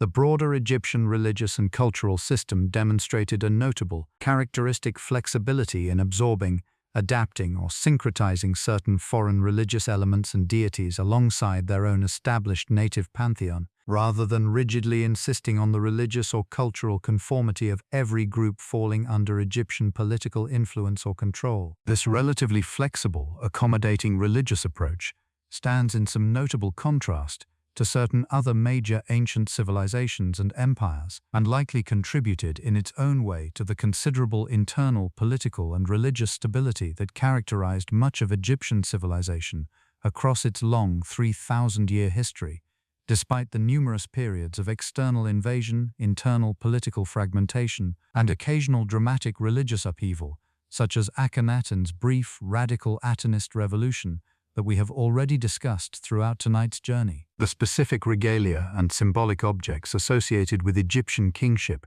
carried deep, carefully considered symbolic meaning, extending well beyond the famous double crown, representing the unification of Upper and Lower Egypt that we discussed earlier in this story. The crook and flail, two ceremonial objects frequently depicted being held crossed over the pharaoh's chest in formal royal and funerary imagery, particularly associated with the god Osiris, symbolically represented the pharaoh's essential dual role as both a benevolent, protective shepherd guiding and caring for his people, represented by the crook, and as a stern, authoritative enforcer of proper order and necessary discipline, represented by the flail. The distinctive false beard, worn by Egyptian pharaohs regardless of their actual age, or notably even by female rulers like Hatshepsut during certain formal ceremonial occasions, served as another important, clearly recognizable symbol of legitimate royal authority and the pharaoh's essential connection to the divine realm, rather than representing any genuine indication of the ruler's actual personal facial hair or physical appearance. The uraeus, a stylized image of a rearing cobra, frequently depicted on the pharaoh's forehead or crown, represented the protective goddess Wedjet and symbolized the pharaoh's divine protection and authority, believed capable of spitting fire to destroy the ruler's enemies, drawing on the genuine, very real danger posed by actual venomous cobras found throughout the Egyptian landscape. Returning briefly to Akhenaten and his unusual, short-lived religious revolution centered on the worship of the Aten, one of the most remarkable surviving texts from this brief, unusual period is the Great Hymn to the Aten, a lengthy devotional poem celebrating the sun disk as the singular source of all life, light, and sustenance throughout the entire created world. This hymn describes, in unusually personal and emotionally direct language for Egyptian religious literature, the Aten's daily life-giving power over every living creature, explicitly including not just Egypt itself, but seemingly all of creation and all peoples everywhere, a notably more universal theological framing than the typically more Egypt-centered religious texts associated with traditional Egyptian deities like Amun or Osiris. Some scholars have drawn intriguing, though carefully qualified and still actively debated, comparisons between certain phrases and theological concepts found within this hymn and similar language found within certain biblical psalms, particularly Psalm 104, raising interesting, if ultimately unresolved, questions about whether any genuine direct historical or cultural influence existed between Akhenaten's brief Atenist religious movement and the later development of monotheistic religious traditions in the ancient Near East, a question that remains a subject of ongoing, genuinely unresolved academic speculation and debate among historians of ancient religion. Let yourself settle even more deeply now. However deeply you have already settled, the story keeps unspooling slowly, like a long roll of papyrus gradually unwound, each section revealing just a little more, asking nothing of you except your continued comfortable rest. We touched earlier on the Egyptian belief that the heart, rather than the brain, served as the true seat of thought, emotion, memory, and personal identity, a belief reflected directly and consistently in their careful mummification practices, where the heart alone among the major organs was deliberately left in place within the body, considered absolutely essential for the deceased's identity and successful judgment in the afterlife. Despite the heart's vital central importance, the brain itself was generally regarded as a relatively unimportant organ, primarily responsible, as far as Egyptian physicians could determine through their practical anatomical observations, for producing mucus, an understandable if ultimately incorrect conclusion given its physical location within the head, close to the nasal passages. This particular anatomical misunderstanding persisted as the dominant Egyptian medical view for the vast majority of their civilization's long history, despite the genuinely sophisticated, careful clinical observations of brain and head injuries recorded within the Edwin Smith papyrus we discussed earlier, which, while accurately describing many of the physical symptoms and likely outcomes associated with serious head trauma, still did not lead ancient Egyptian physicians to correctly identify the brain's true central role in housing human thought, consciousness, and emotional experience. The ongoing scholarly debate surrounding precisely how the ancient Egyptians physically transported and lifted the massive stone blocks used in pyramid construction, particularly regarding the exact nature, configuration, and construction of the ramps believed necessary for moving such enormous quantities of heavy material to increasingly greater heights as each pyramid's construction progressed, remains one of the genuinely unresolved technical questions in Egyptology, despite numerous serious, well-researched proposed theories. Some researchers have proposed a single, very long, straight external ramp extending outward from one face of the pyramid, gradually increasing in length as the structure grew taller, while others propose a spiral ramp wrapping progressively around the pyramid's exterior as it rose, and still others suggest some combination of internal ramps integrated directly within the pyramid's own structure, with each theory presenting its own particular advantages and unresolved practical engineering difficulties when tested against the known physical evidence and the sheer practical scale of material required for the construction. A discovery announced in 2018, identifying an apparent ancient ramp and adjacent staircase system at a separate, smaller ancient Egyptian quarry site, unrelated to Giza itself, used apparently for transporting stone using a sled pulled along the ramp, with the assistance of wooden posts and ropes providing additional leverage, has provided valuable additional physical evidence supporting at least one plausible, practical method that the Egyptians may well have employed, at least at certain sites and for certain types of stone transport, even if it does not necessarily definitively resolve every remaining question specifically regarding the construction of the Great Pyramid itself. Returning to Imhotep's groundbreaking step pyramid complex at Saqqara, the broader surrounding complex extended considerably beyond the pyramid structure itself, including an extensive surrounding wall, several false, non-functional buildings apparently intended purely for ritual or symbolic purposes, connected to the pharaoh's eternal celebration of the Hatshepsut festival, a significant ceremony intended to ritually renew and reaffirm the pharaoh's strength, vigor, and legitimate right to continued rule, normally celebrated periodically during a pharaoh's actual lifetime but apparently considered important enough to also provide for symbolically, ritually, within the eternal context of the pharaoh's tomb complex itself. This remarkable, extensive ritual landscape surrounding the step pyramid demonstrates that even at this very early stage of Egyptian pyramid building history, Egyptian religious and architectural thinking had already developed a sophisticated, comprehensive vision of the pharaoh's tomb as far more than simply a burial chamber, but rather as an entire symbolic, ritual environment intended to support and ensure the pharaoh's successful, eternal existence and continued ritual significance long after his actual physical death. While the vast majority of ancient Egyptian physicians whose names and records have survived were men,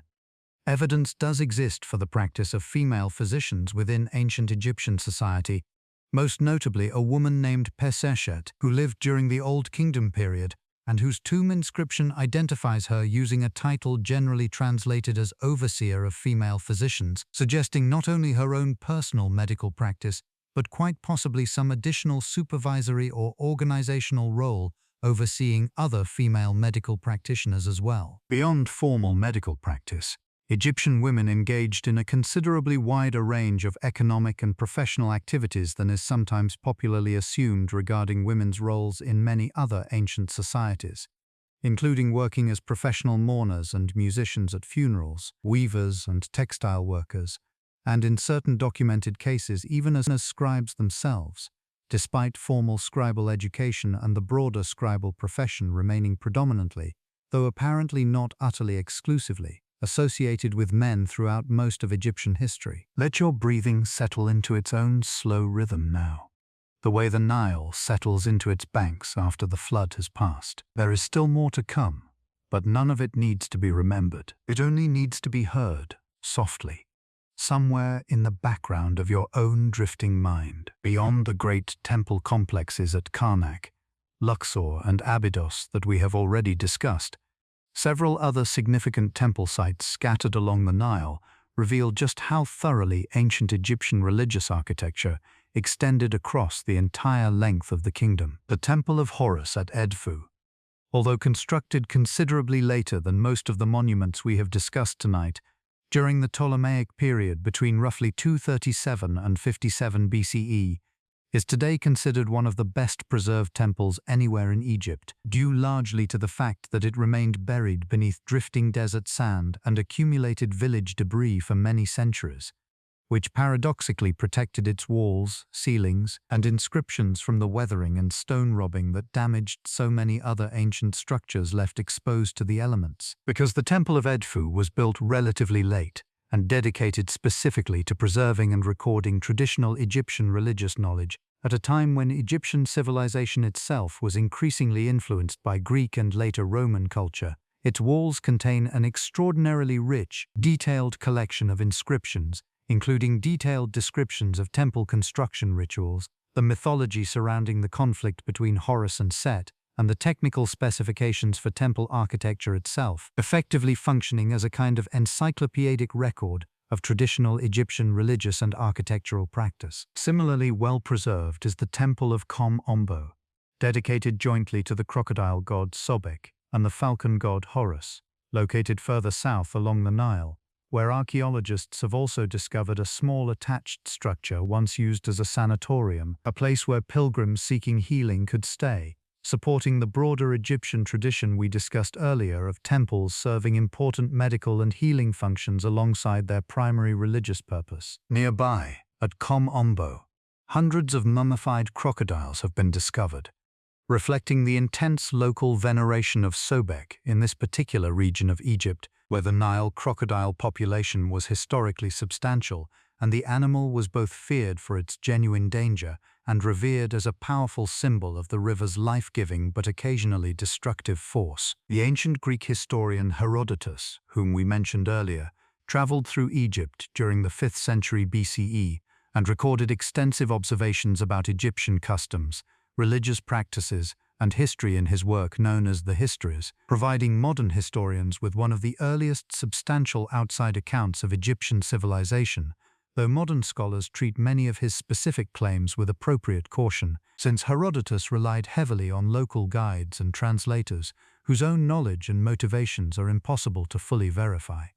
And he was, by his own admission in certain places, sometimes passing along information he personally found difficult to believe. Herodotus described, among many other things, the practice of mummification in some detail, distinguishing between different grades of embalming available depending on a family's wealth, the practice of shaving one's head in mourning, and various Egyptian customs regarding food, hygiene, and religious observance that he found notably different from the Greek customs of his own homeland, often commenting with evident fascination on what he perceived as Egypt's unusually ancient, sophisticated, and well-organized civilization compared to the relatively younger Greek world he knew. Despite the considerable skepticism modern historians appropriately apply to certain specific claims within Herodotus's account, his writings remain an invaluable historical source, precisely because they preserve outside observations and local oral traditions that might otherwise have been entirely lost,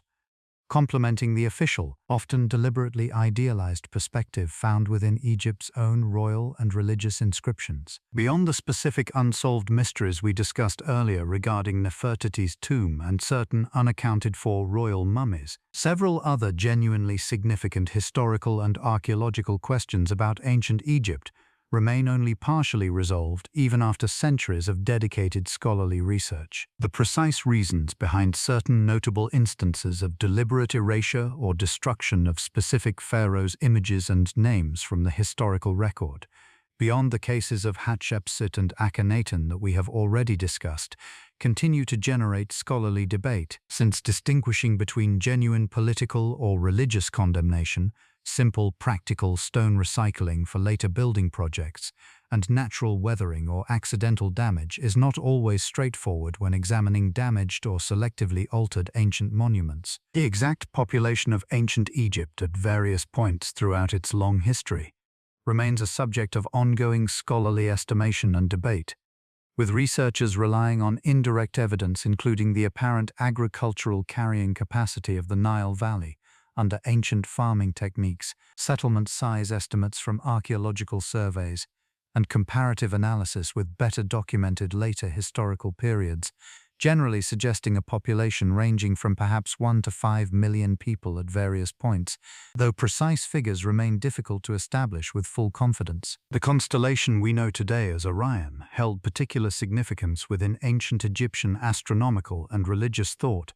closely associated with the god Osiris himself, while the bright star Sirius, whose heliacal rising we discussed earlier in connection with the Nile flood and the Egyptian calendar, was associated with the goddess Isis, Osiris's devoted wife, creating a symbolic celestial pairing that mirrored their central mythological relationship within the broader Egyptian cosmological system. This association between specific constellations and specific deities has led some researchers, most notably in popular but considerably more speculative and widely disputed theories developed in the late 20th century, to propose that the 3 pyramids of Giza were deliberately positioned to mirror the specific arrangement of the 3 stars forming Orion's belt,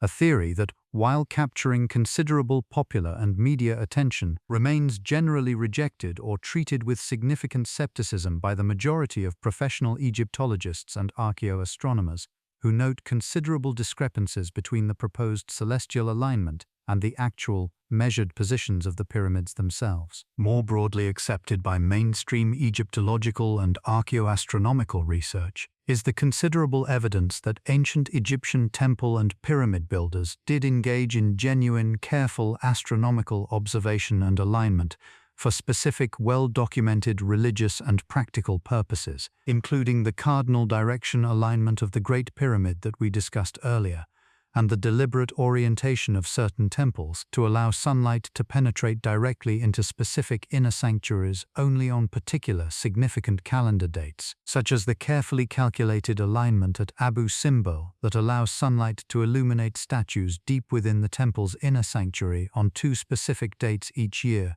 widely believed to correspond to significant dates in Ramesses II's reign, possibly his birthday and coronation date, though the precise intended significance remains a subject of some scholarly discussion. Tomb robbery. A persistent challenge throughout ancient Egyptian history that we have touched upon several times already tonight, was apparently sometimes carried out not merely by opportunistic criminals operating independently, but through more organized conspiracies, sometimes involving the very officials and workers responsible for guarding or maintaining the royal necropolis itself, as revealed by surviving legal records documenting several major tomb robbery investigations and subsequent trials conducted during the later New Kingdom period, when increasing economic strain appears to have made such temptations particularly difficult for some officials and workers to resist. One particularly well-documented set of legal papyri, often referred to collectively as the tomb robbery papyri, dating to the end of the 20th dynasty, record detailed testimony, confessions, and the resulting punishments handed down following the investigation of a major series of royal tomb robberies, revealing not only the methods employed by the robbers, often involving tunneling through adjoining, less heavily guarded tomb shafts, but also providing valuable, unusually direct insight into the practical workings of ancient Egyptian criminal investigation and judicial proceedings. Returning briefly to the subject of royal marriage and diplomacy that we touched upon earlier in connection with the Amarna letters, Egyptian pharaohs frequently engaged in diplomatic marriages with foreign princesses as a means of cementing political alliances with other major powers, while remaining notably reluctant, according to surviving diplomatic correspondence, to allow Egyptian princesses to marry foreign rulers in return, with one particularly direct surviving letter from an Egyptian pharaoh explicitly stating that an Egyptian royal daughter had never, since the beginning of recorded history, been given in marriage to anyone, revealing a clear asymmetrical Egyptian attitude toward the relative prestige and appropriate direction of royal marriage alliances compared to other contemporary Near Eastern powers. This particular diplomatic asymmetry reflects the broader Egyptian self-perception, evident throughout much of their textual and artistic record, of their own civilization's unique religious and cultural superiority relative to neighboring foreign powers, even while practically engaging in extensive trade, diplomacy, and military cooperation with many of those same powers throughout the New Kingdom period and beyond. If you have not yet drifted off, you are doing wonderfully simply by staying here, warm and still, letting this long, slow river of history continue past you. There is no rush, there never was. Among the many objects placed within Egyptian tombs to support the deceased throughout their eternal afterlife, one particularly common category were small figurines known as shaptis, sometimes called usaptis, typically inscribed with a specific spell drawn from the broader funerary tradition we discussed earlier, instructing the figure to magically come to life and perform any required agricultural labor or other physical work on behalf of the deceased in the afterlife, effectively serving as a magical substitute workforce so that the deceased themselves would not need to personally perform manual labor in the field of reeds. Wealthy Egyptians during the New Kingdom and later periods sometimes included an enormous number of these shapti figures within their tombs, in some documented cases numbering several hundred individual figures, organized according to an established system including overseer figures intended to magically supervise and direct the labor of the larger groups of ordinary worker shaptis, essentially constructing an entire magical workforce hierarchy intended to ensure the deceased's complete comfort and freedom from labor, throughout the entirety of their eternal afterlife. Beyond Shabti figures, Egyptian tombs, particularly those of wealthy individuals, frequently contain dedicated statues known as Ka statues, specifically created to provide a permanent physical resting place for the Ka, the spiritual life force component of the deceased that we discussed earlier, in the event that the deceased's actual mummified body should be damaged, destroyed, or otherwise become unable to adequately house and sustain the Ka throughout eternity. These Ka statues were typically crafted to bear a recognizable resemblance to the deceased individual, and were often sealed within a dedicated, separate chamber of the tomb called a serdab, deliberately designed with only a small slit or opening, allowing the statue to symbolically observe ongoing offerings and rituals conducted within the tomb's main chapel, while remaining otherwise completely sealed off and protected from physical damage or disturbance. Beekeeping represented another notable, well-documented aspect of ancient Egyptian agricultural practice, with honey serving multiple important purposes throughout Egyptian society, valued as a significant natural sweetener in food preparation, as we touched on earlier, as a genuinely effective component of certain medical treatments due to its natural antibacterial properties, and as a significant offering within various religious rituals and temple ceremonies. Egyptian beekeepers developed sophisticated techniques for managing bee colonies using cylindrical pottery or woven hives, and were apparently able to transport these hives along the Nile by boat,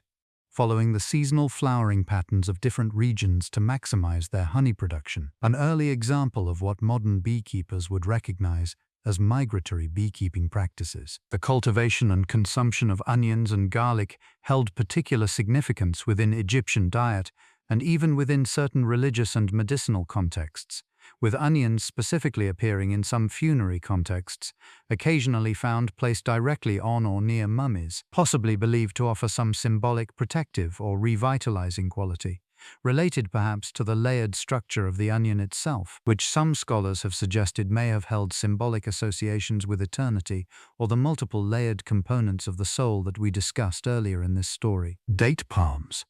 providing both a valuable food source and useful timber and fiber material, were cultivated extensively throughout Egypt, and the date palm itself held symbolic associations with longevity and the passage of time, partly due to the tree's relatively long natural lifespan and the practice of using palm fronds as an early practical form of calendar notation, recording the passage of individual years throughout a person's life. Long before Alexander the Great's conquest brought Greek rule to Egypt,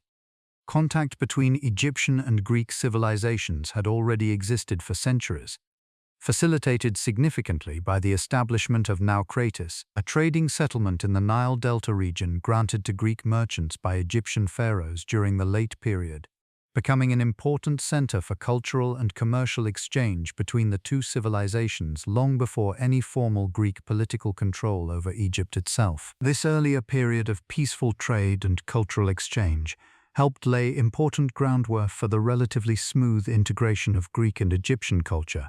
that would later characterize the Ptolemaic period, with Greek merchants, mercenaries, and eventually scholars and travelers like Herodotus gaining increasing direct familiarity with Egyptian customs, religion, and history, well before Alexander's arrival fundamentally altered Egypt's political relationship with the broader Greek world. Egyptian society incorporated various rites of passage and significant life stage rituals beyond the funerary practices we have focused on extensively tonight,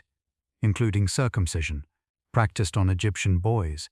evidenced by both written records and physical evidence from mummified remains, typically performed during childhood or adolescence, though the precise typical age and exact ritual significance attached to the practice appears to have varied somewhat across different periods of Egyptian history. Coming of age more broadly was marked, particularly for boys from wealthier or more privileged families, by the formal transition out of childhood, frequently symbolized by the shaving off of the distinctive lock of youth hairstyle we discussed earlier, marking a young person's formal entry into fuller participation in adult society, education, or in the case of those from scribal or priestly families, the beginning of more formal professional training. Funerary banquets and feasts held in connection with burial and ongoing memorial rituals represented another significant aspect of Egyptian funerary practice, with surviving tomb paintings frequently depicting elaborate scenes of family members and guests enjoying food, drink, music, and dancing in apparent celebration of the deceased's life and successful transition into the afterlife, suggesting Egyptian funerary culture, despite its serious religious purpose, also incorporated genuine elements of communal celebration and remembrance rather than purely solemn mourning. The concept of the primeval mound, the first patch of solid land believed to have emerged from the formless waters of chaos at the very moment of creation, held deep symbolic resonance throughout Egyptian religious architecture, with pyramids themselves frequently interpreted by Egyptologists as deliberately evoking this same primeval mound imagery, their shape symbolically representing the very first solid ground to emerge at the dawn of creation, providing the pharaoh's spirit with a direct, powerful symbolic connection to this fundamental moment of cosmic origin. Many Egyptian temples incorporated a sacred lake within their broader temple complex, used for ritual purification by priests before conducting temple ceremonies, and symbolically representing the primeval waters of Nun from which creation itself first emerged, reinforcing through actual physical architecture the same fundamental creation symbolism expressed more abstractly through the pyramid's overall shape and the broader mythological traditions we have already discussed. The sacred lake at the Karnak temple complex, one of the largest and best preserved examples surviving today, also served practical functions beyond pure ritual symbolism, including providing water for the temple's own practical needs and housing sacred birds, including geese associated with certain temple deities, maintained as living embodiments of the temple's broader connection to the natural and divine world. You are deep in the warm sand of this story now. If your thoughts have already wandered off into sleep, that is exactly as it should be. If they are still here, drifting gently alongside mine, then let us continue just a little further. The Bennu bird, an ancient Egyptian mythological creature closely associated with the sun god Ra and the concept of creation, renewal, and rebirth, is widely considered by modern scholars to have significantly influenced the later, more widely known Greek myth of the phoenix, a magical bird said to be consumed by fire and subsequently reborn from its own ashes, demonstrating once again how thoroughly certain core Egyptian religious and symbolic concepts surrounding cyclical death and rebirth came to influence and shape later Mediterranean mythological and religious traditions. The Bennu bird was particularly associated with the city of Heliopolis, the major center of sun worship we discussed earlier, and was believed to be intimately connected with the Ben stone, a sacred, often pyramid-shaped stone object housed within the temple at Heliopolis, itself considered symbolically connected to the primeval mound of creation, and widely believed by Egyptologists to have served as the conceptual and symbolic prototype for the later pyramidion, the small capstone placed atop completed pyramids and obelisks throughout Egyptian history. Twins and multiple births held particular symbolic significance within certain strands of Egyptian mythology, most notably reflected in the relationship between the gods Isis and Nephthys, sister goddesses frequently depicted together in funerary contexts, jointly mourning and protecting the deceased, drawing on their shared mythological role mourning their brother Osiris, following his murder by Set. Beyond the vizier, whose extensive responsibilities we discussed earlier, ancient Egyptian administration relied on numerous other significant specialized officials, including the overseer of the treasury, responsible for managing the kingdom's accumulated wealth and resources, the overseer of works, responsible for managing major state construction projects including temple and tomb construction, and various regional governors, known as nomarchs, responsible for managing the practical day-to-day administration of Egypt's traditional administrative divisions, called nomes, each one roughly analogous to a modern administrative province or district. The relative power and independence of these regional nomarchs fluctuated considerably throughout Egyptian history, generally remaining firmly subordinate to strong, centralized pharaonic authority during periods like the Old and New Kingdoms, while gaining considerably more independent local power and authority during the various intermediate periods of weakened central control, that we have discussed at several points throughout tonight's story, illustrating once again the broader cyclical pattern of centralization and fragmentation that characterized so much of Egyptian political history across its long 3,000-year span. One particularly notable and well-documented nomarch named Ankhtefi, who governed a southern Egyptian province during the politically fragmented First Intermediate period, left behind an unusually detailed and boastful tomb inscription describing his own efforts to manage a severe famine within his territory, providing modern historians with valuable, unusually direct insight into the genuine practical challenges, including apparent widespread hunger and social breakdown, that characterized this particular turbulent period of reduced Central Egyptian authority. Grain storage represented an absolutely critical practical and administrative function within ancient Egyptian society, given the kingdom's complete economic dependence on the annual Nile harvest, with substantial state and temple granaries constructed throughout Egypt specifically to store surplus grain collected through taxation,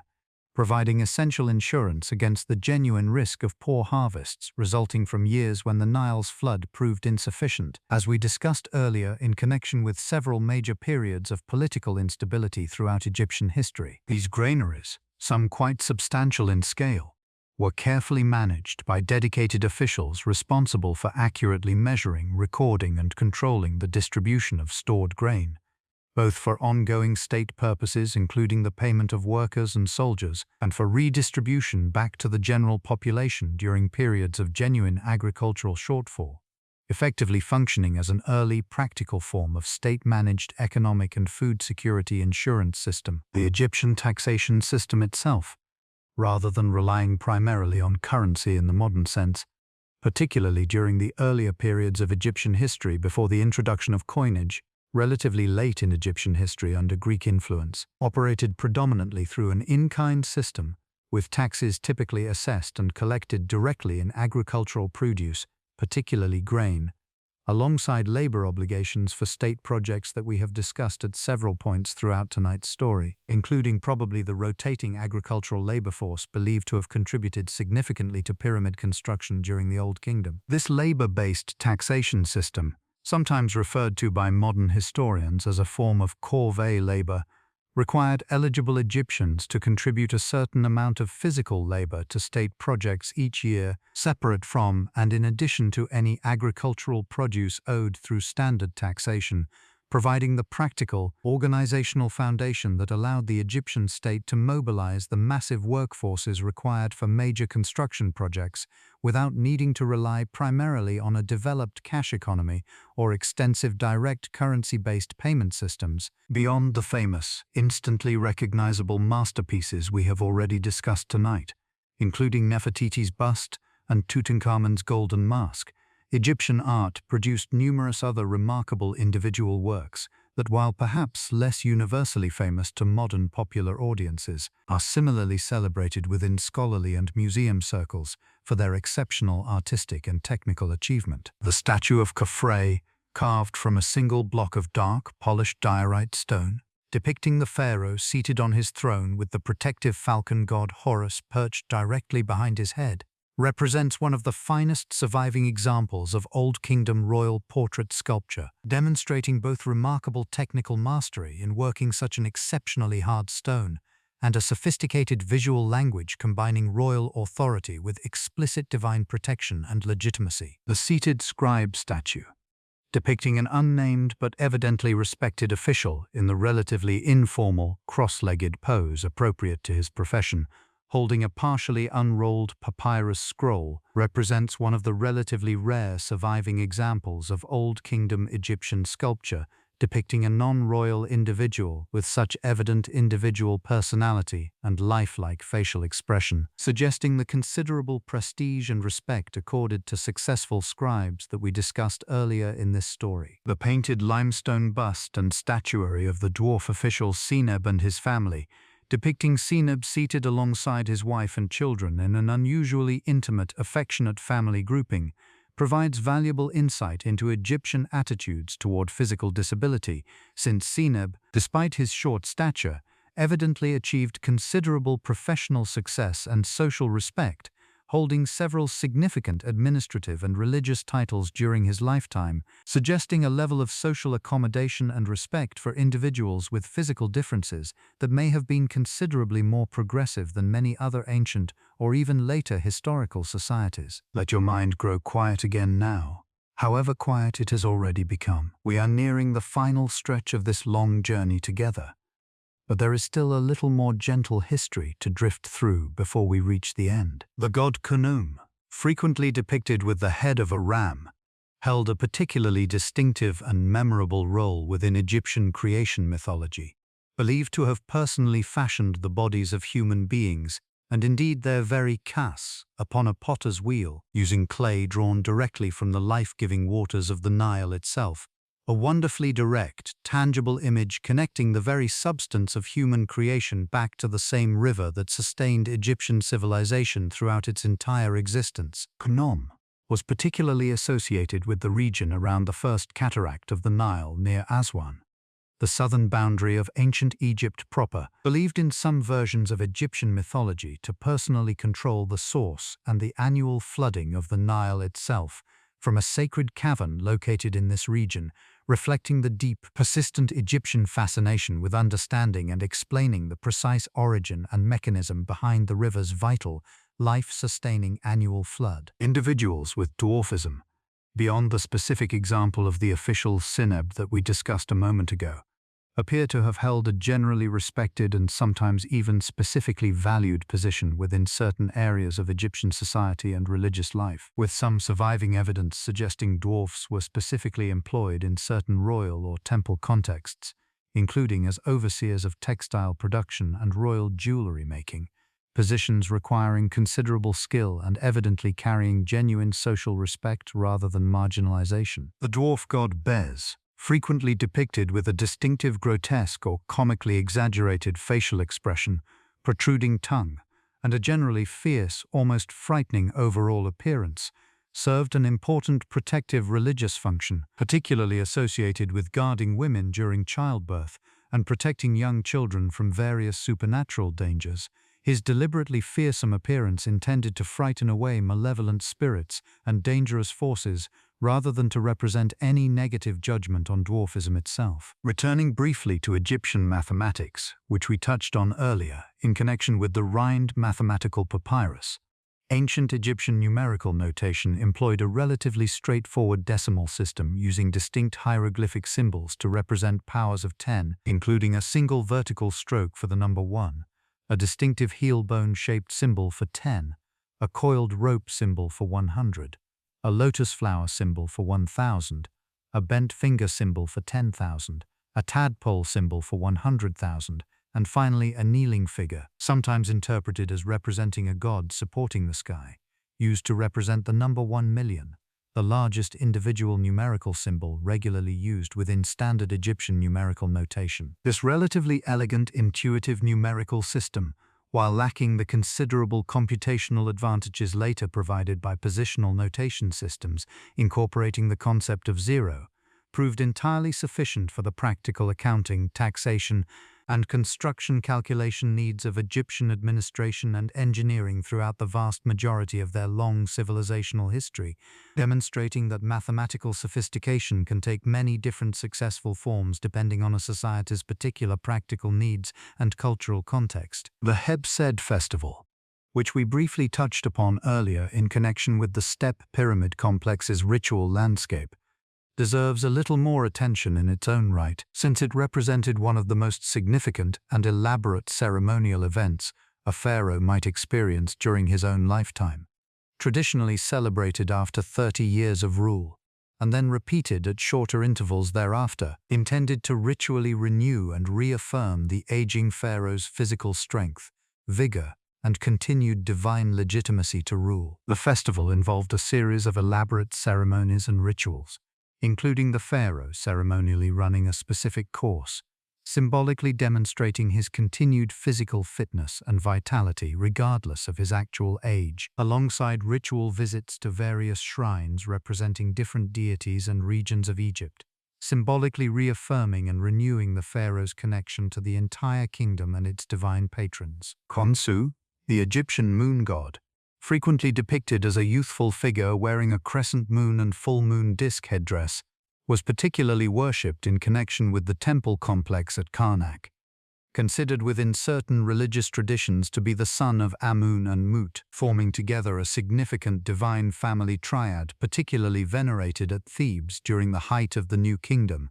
And we touched on this triad earlier in connection with the Opet festival and its elaborate annual river procession. Funerary cones, a distinctive type of small cone-shaped object typically made from fired clay and inscribed with the name and titles of the tomb owner, were commonly placed above tomb entrances during particularly the Middle Kingdom and New Kingdom periods, serving a function somewhat similar to a modern nameplate or commemorative plaque, helping to clearly identify the tomb's owner and providing valuable evidence for modern archaeologists working to identify and catalogue numerous similar-looking tomb entrances within Egypt's various ancient necropolises. The broader architectural and engineering legacy of ancient Egyptian civilization extends in numerous subtle and not-so-subtle ways into much later architectural traditions, with ancient Egyptian column designs, including the distinctive papyrus and lotus capital styles we discussed earlier, directly influencing later Greek architectural development, while the broader Egyptian revival architectural movement that emerged strongly following Napoleon's Egyptian campaign and again following Tutankhamun's tomb discovery, continued to directly inspire the design of numerous government buildings, monuments, bridges, and even cinema buildings constructed throughout Europe and North America well into the 20th century. This enduring architectural legacy, visible today in structures as varied as certain government buildings in Washington, D.C.,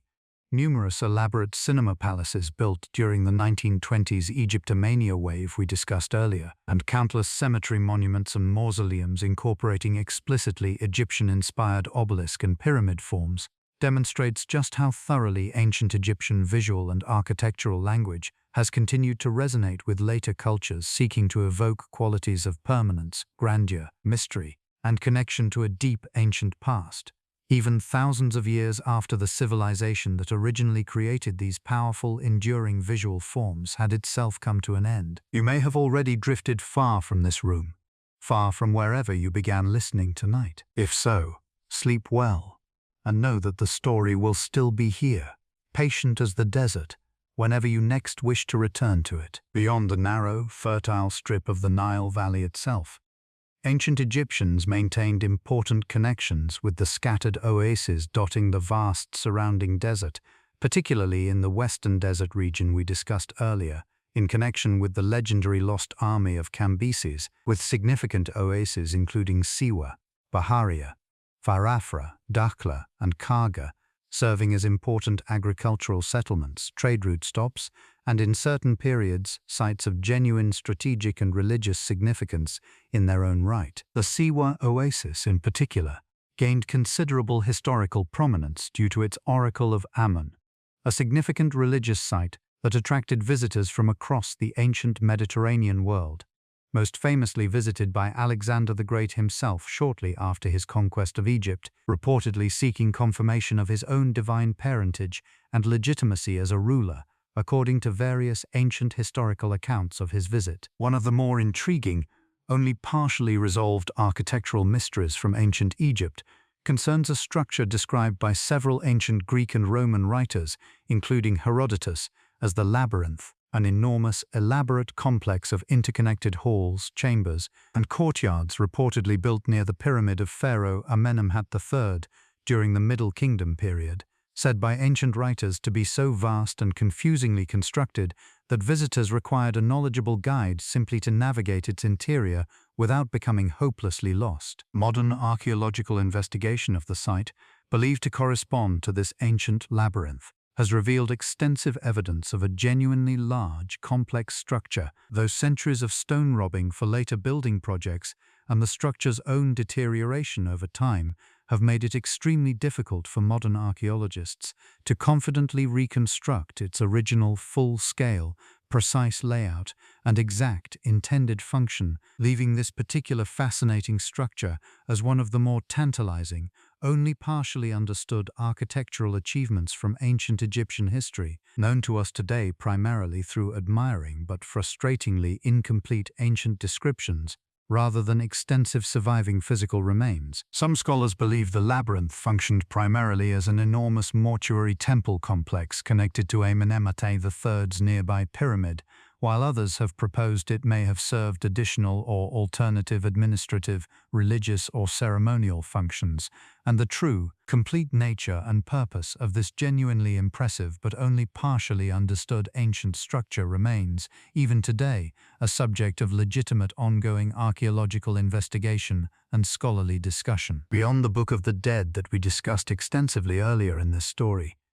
the New Kingdom period saw the development of several other significant funerary texts, including the Amduat, meaning that which is in the underworld, a detailed text and accompanying illustrations describing the sun god Ra's nightly journey through the 12 hours of the underworld, encountering various dangers, allies and transformations before his triumphant rebirth at dawn, and frequently inscribed within royal tombs in the Valley of the Kings, to help guide and ensure the safe passage of the pharaoh's own spirit through this same perilous nightly journey. Similarly, the Book of Gates describes the underworld as a series of distinct regions separated by heavily guarded gates,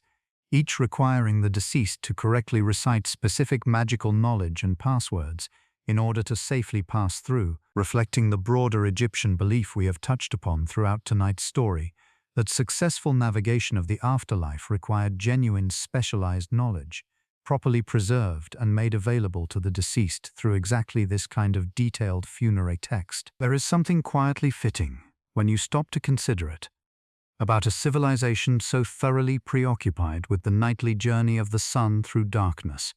and the soul's own parallel nightly journey through sleep and dreams, finally having their entire elaborate body of funerary literature, prayers and beliefs used, thousands of years later, to help an entirely different set of people drift gently into their own temporary nightly darkness. The Egyptians believed sleep itself held a special liminal quality, a temporary nightly departure from full waking consciousness that mirrored, in miniature, the soul's eventual larger departure at the time of death, which is perhaps part of why dream interpretation, which we discussed earlier in connection with the dream book Papyrus, held such genuine religious and practical significance within their broader worldview, since the dreaming mind was understood as existing in a particularly receptive liminal state, potentially open to genuine communication and guidance from the divine realm, in ways that the fully alert, waking mind simply was not. Egyptian wig construction, which we touched upon earlier in connection with personal grooming and social status,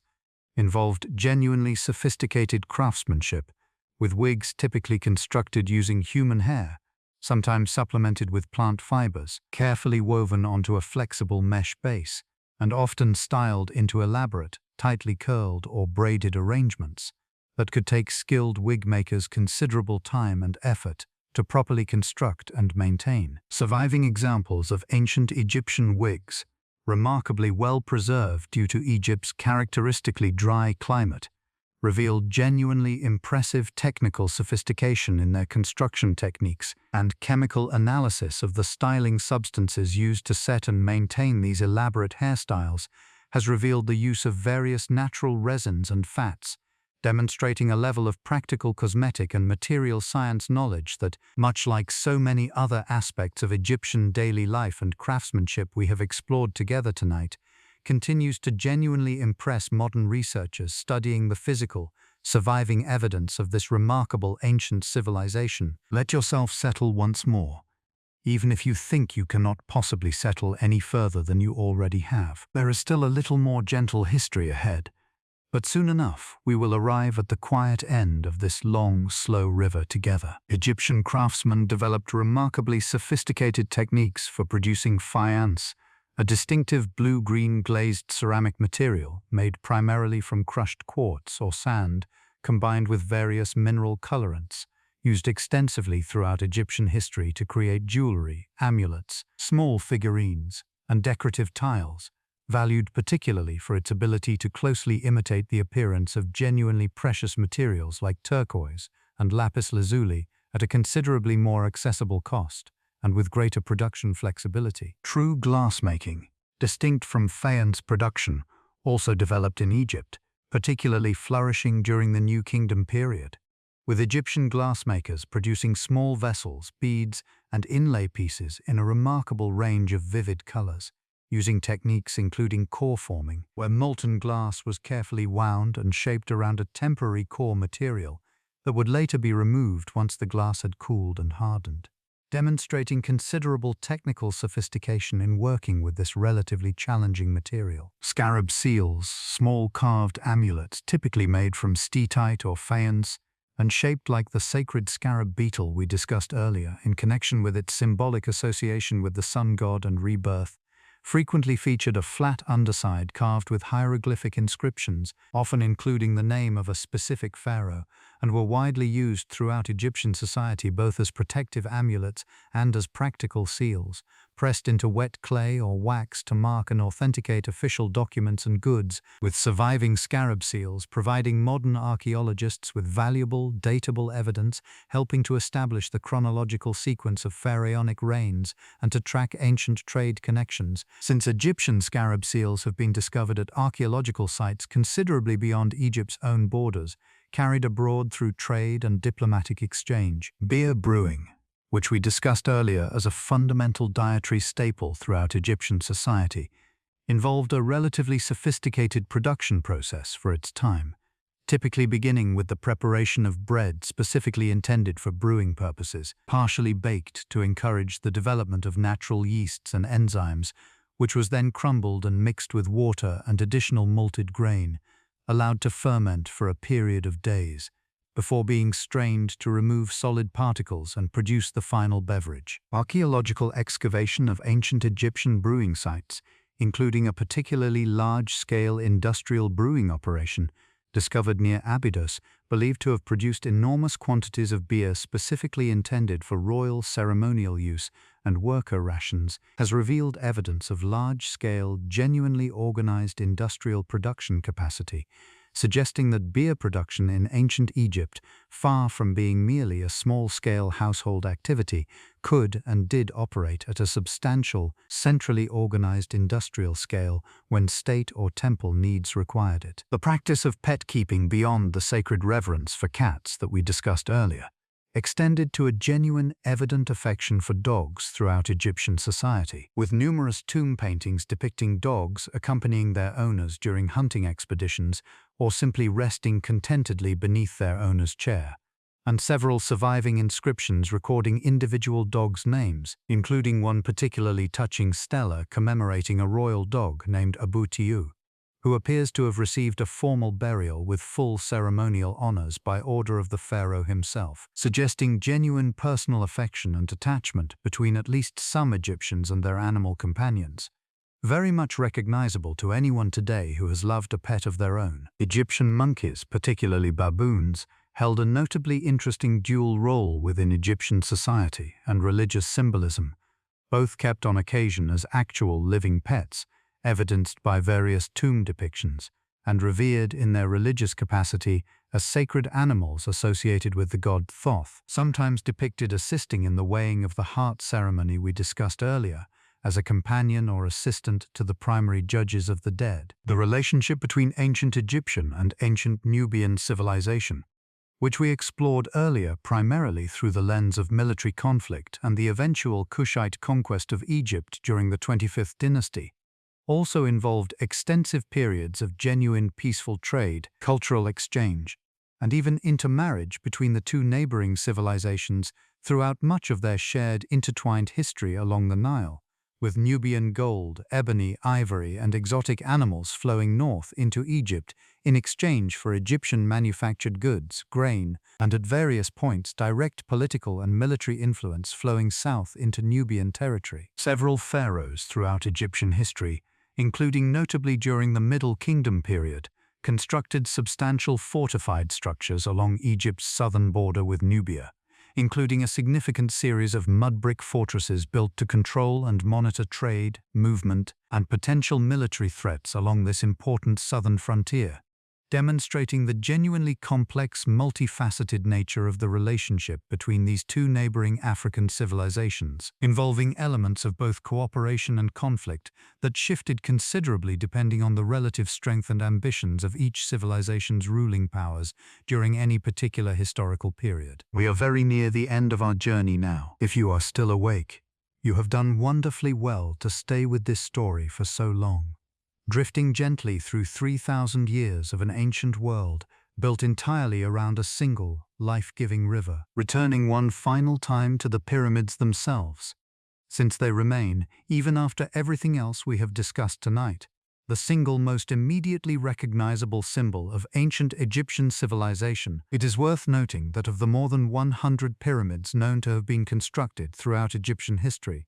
the vast majority were built not during the relatively brief, intensely concentrated peak pyramid building era of the early Old Kingdom that produced Giza's most famous examples, but rather across many subsequent centuries in progressively smaller, less architecturally ambitious forms, as later pharaohs sought to maintain the powerful symbolic and religious associations of pyramid construction even as the practical resources, organizational capacity, or perhaps simply the cultural priorities of the Egyptian state gradually shifted over time. By the time of the Middle Kingdom, pyramid construction had become noticeably more modest in scale compared to the enormous Old Kingdom examples, often constructed using mud brick cores faced with a comparatively thin limestone casing rather than the solid stone construction techniques used at Giza, a practical adaptation that, while requiring less raw material and labor, also meant that many Middle Kingdom pyramids deteriorated considerably more rapidly once their protective outer casing was removed or naturally eroded away over subsequent centuries, leaving many of these later pyramids as little more than low, eroded mounds today compared to their original, more impressive appearance. By the New Kingdom period, Egyptian pharaohs had largely abandoned pyramid construction entirely in favor of the hidden rock-cut tombs within the Valley of the Kings that we discussed extensively earlier, reflecting both the practical security concerns regarding tomb robbery that had plagued the more visible, obvious pyramid tombs of earlier periods, and perhaps also a broader, gradual evolution in royal funerary architectural preferences and religious thinking across the many centuries separating the era of Khufu from the era of Tutankhamun and Ramesses II. This long, gradual evolution in royal tomb architecture across 3,000 years of Egyptian history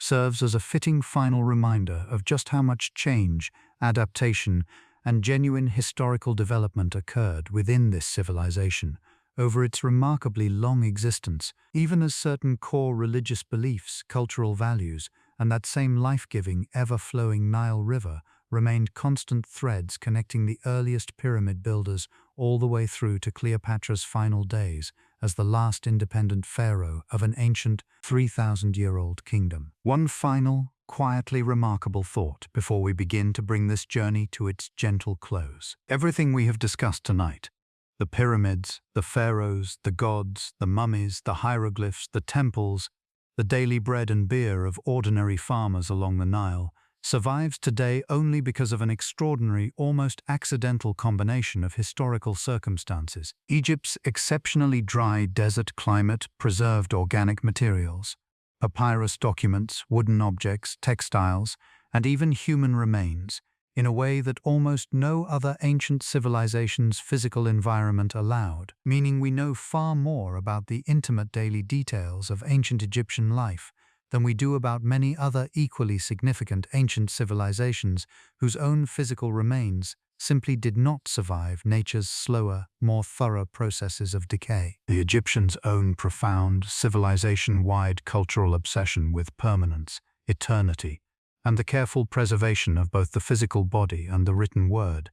intended originally purely to serve their own specific religious and cultural beliefs about the afterlife, happened to also create, as a kind of unintended but enormously valuable side effect, one of the most detailed, comprehensive, and well-preserved historical records of any ancient civilization anywhere in the world. In trying so hard to preserve themselves for their own eternity, the ancient Egyptians ended up preserving themselves for ours as well,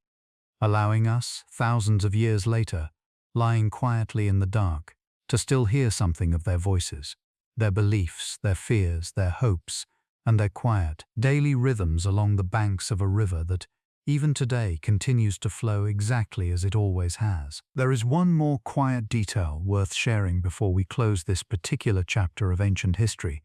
something that captures, in a very small and human way, just how much the Egyptians themselves understood the passage of time and the layered weight of their own ancient past. During the New Kingdom, more than 1,000 years after the Great Pyramid was originally built, Egyptian tourists, ordinary people, scribes, and officials would travel to Giza simply to see the already ancient monuments for themselves, and some of them left behind their own graffiti, brief inscriptions scratched or painted onto the stone, expressing admiration, recording their visit, or occasionally even leaving behind small prayers or requests directed toward the long-dead pharaohs whose monuments they were visiting. In other words, the ancient Egyptians were already ancient history tourists, visiting their own deep past in much the same curious, awestruck spirit that visitors travel to see the pyramids today, leaving behind their own small human traces layered on top of monuments that were already, to them, almost unimaginably old. There is something deeply comforting in that thought, a reminder that the impulse to stand quietly before something ancient, something built by hands long since turned to dust, and feel a kind of wonder,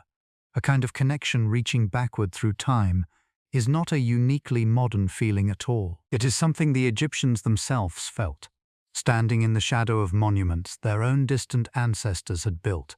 long before Rome existed, long before Greece reached its golden age, long before most of what we now call ancient history had even begun. The Egyptians looked back at their own pyramids the way we look back at them today, with awe,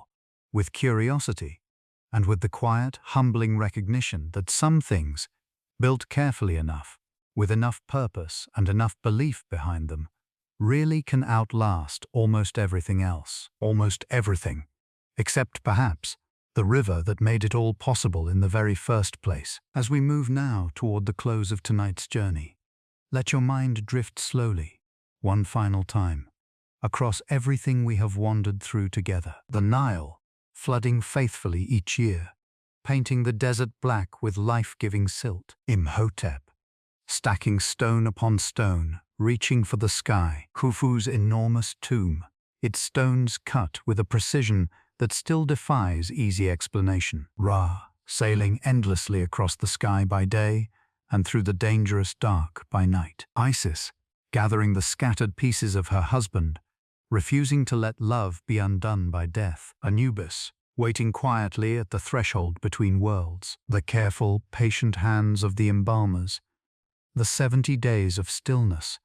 the linen wound layer upon layer. Hatshepsut, ruling with quiet confidence, later erased, later remembered anyway. Akhenaten, staring up at a single sun disk, convinced he had found a deeper truth. A boy king, barely out of childhood, sealed away with golden treasures meant to outlast empires. Howard Carter, peering through a small hole into the dark, whispering about wonderful things. Ramesses, carving his own victories into stone, determined that history would remember him exactly as he wished to be remembered. Cleopatra, the final pharaoh, closing a door that had been open for 3,000 years. A stone found near a small delta town, holding the same words in 3 different scripts, waiting patiently for over 2,000 years to finally be understood again. Scribes bent over papyrus, farmers bent over fields, priests bending low before statues of gods who had been worshipped since before memory. A river, flowing quietly through all of it, indifferent to pharaohs and dynasties and the rise and fall of entire ways of life, simply continuing to flow the way it flows even now, somewhere far away. While you rest here in the dark, it is worth pausing for a moment to acknowledge that everything we have discussed tonight regarding mummification, elaborate tombs, and richly decorated funerary goods primarily describes the experience available to wealthy, elite Egyptians, the pharaohs, nobles, and successful officials whose tombs and possessions were most likely to survive, be discovered, and capture modern attention and imagination. The vast majority of ordinary ancient Egyptians, The farmers and laborers who made up the overwhelming bulk of the population throughout Egyptian history experienced death and burial in a considerably simpler, more modest manner, typically buried directly in the desert sand at the edge of the cultivated land, sometimes with minimal grave goods, relying on Egypt's naturally dry, preserving desert conditions to achieve a degree of natural mummification without the elaborate, expensive embalming process available only to the wealthy. Despite this considerable difference in material wealth and elaborate ritual preparation between rich and poor, the underlying religious beliefs and hopes surrounding death appear to have been broadly shared across all levels of Egyptian society, with even the simplest burials typically including at least some basic grave goods, pottery vessels, and amulets, reflecting the same fundamental hope for continued existence and protection in the afterlife that motivated the far more elaborate preparations of the wealthy and powerful. Egyptian mourning rituals, practiced by family members following a death regardless of social status, commonly included visible expressions of grief such as wailing, the tearing of clothing, and in some documented periods, the application of mud or ash to the head and face, alongside a formal period of mourning before burial, traditionally lasting around 70 days, corresponding to the same lengthy period required for the full mummification process among those wealthy enough to afford it. Professional mourners, frequently women, were sometimes specifically hired to participate in funeral processions, their loud, ritualized expressions of grief intended to publicly demonstrate the appropriate level of sorrow and respect owed to the deceased, a practice with intriguing parallels in mourning customs found throughout numerous other ancient and even some modern cultures around the world. The royal harem, an institution we touched upon earlier in connection with the conspiracy against Ramesses III,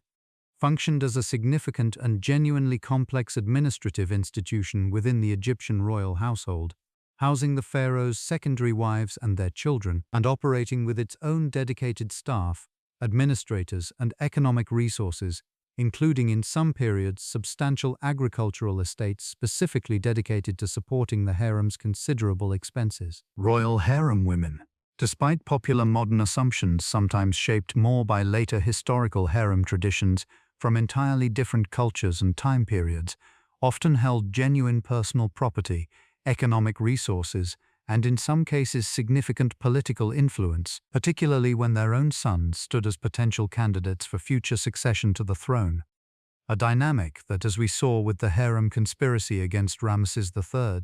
could occasionally produce genuine political intrigue and danger within the royal household. Throughout the New Kingdom and into later periods, the Egyptian military increasingly incorporated foreign mercenaries and allied troops alongside native Egyptian soldiers, including Nubian archers, prized particularly for their skill with the bow, and during the later periods of Egyptian history, including the Late Period, significant numbers of Greek mercenaries, whose presence is well documented through both Egyptian and Greek historical sources describing their service to various Egyptian pharaohs, particularly during conflicts against the Persian Empire. This practice of incorporating skilled foreign soldiers into Egyptian military forces reflects a broader, pragmatic Egyptian approach to military organization throughout much of their later history, prioritizing practical battlefield effectiveness and access to specialized military skills and equipment over strict ethnic or national homogeneity within their armed forces, a pragmatic flexibility that mirrors the similarly flexible, accommodating approach to foreign religious and cultural influences that we discussed earlier in this story. Throughout their long history, the Egyptians also had to contend with the periodic destructive effects of natural disasters, including occasional significant earthquakes, with seismological and archaeological evidence suggesting several notable historical earthquakes caused genuine damage to major monuments, including evidence of earthquake damage at several temple sites and contributing factors in the eventual collapse of structures like the ancient lighthouse of Alexandria that we discussed earlier. The famous colossal statues known as the Colossi of Memnon, part of Imhotep III's largely destroyed mortuary temple that we mentioned earlier, were reportedly damaged by an earthquake in 27 BCE. And one of the two statues subsequently developed an unusual property, reportedly emitting a strange musical or whistling sound at dawn, possibly caused by temperature changes affecting the cracked stone. a phenomenon that attracted considerable attention and visits from curious Greek and Roman travelers throughout antiquity, until repairs conducted under Roman rule eventually silenced the unusual sound entirely. The ancient Egyptian language itself, despite the loss of hieroglyphic writing and the long period during which it could not be read, did not entirely vanish from human use, surviving in a later, evolved form known as Coptic, written using a modified version of the Greek alphabet supplemented with several additional characters derived from earlier Demotic script, used by Egyptian Christians from roughly the first centuries of the Christian era onward. Coptic remained the everyday spoken language of Egypt for many centuries following the Arab conquest of Egypt in the 7th century CE,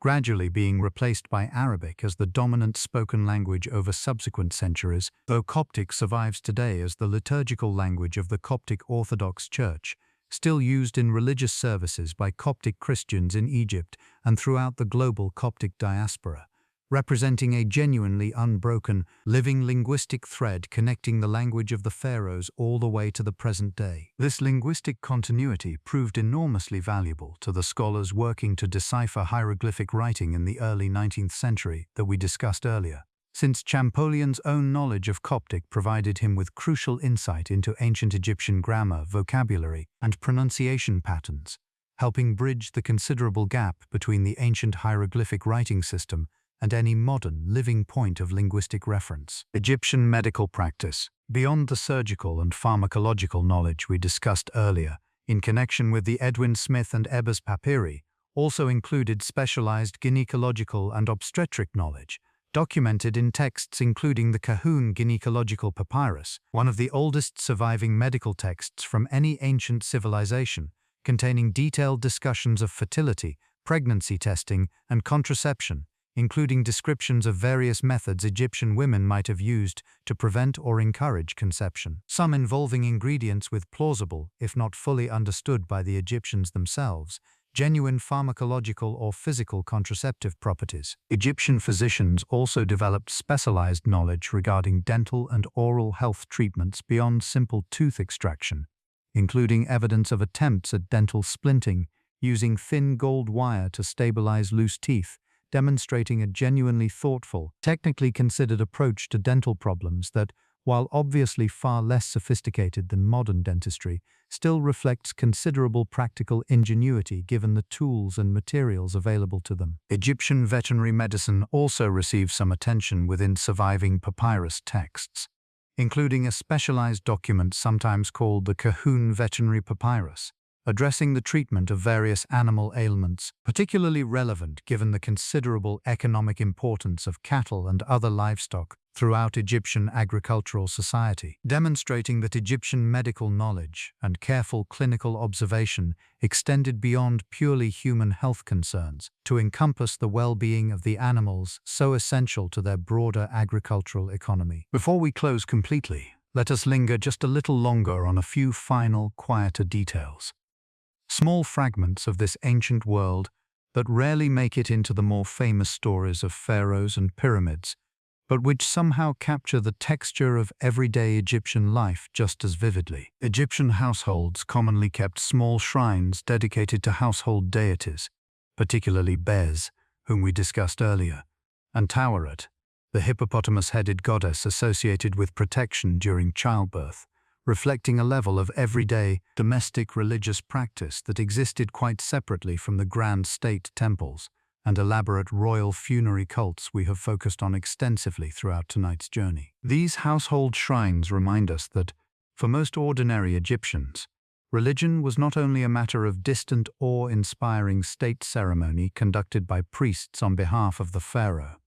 but also a deeply personal, everyday practice woven into the fabric of domestic life, invoked for help during childbirth, protection for young children, and the general, ordinary anxieties and hopes of daily existence that every human family in every era has always carried. Egyptian gardens, particularly among wealthier households, were carefully cultivated spaces, often including small ornamental pools, fruit trees including figs, pomegranates, and date palms, and carefully tended flower beds, frequently depicted in tomb paintings as idealized representations of a peaceful, abundant domestic life that the deceased hoped to continue enjoying within the eternal field of reeds we discussed earlier. The presence of these garden scenes within funerary art suggests that, for many Egyptians, the afterlife they hoped for was not some entirely alien, transcendent realm, but rather a gently improved, eternally abundant version of the comfortable, pleasant aspects of their own ordinary earthly life, surrounded by the same trees, the same cool water, and the same quiet, domestic pleasures they had known and loved while alive along the Nile. Egyptian furniture, surviving examples of which include beautifully crafted wooden chairs, stools, and storage chests, often inlaid with ivory, ebony, or other precious materials,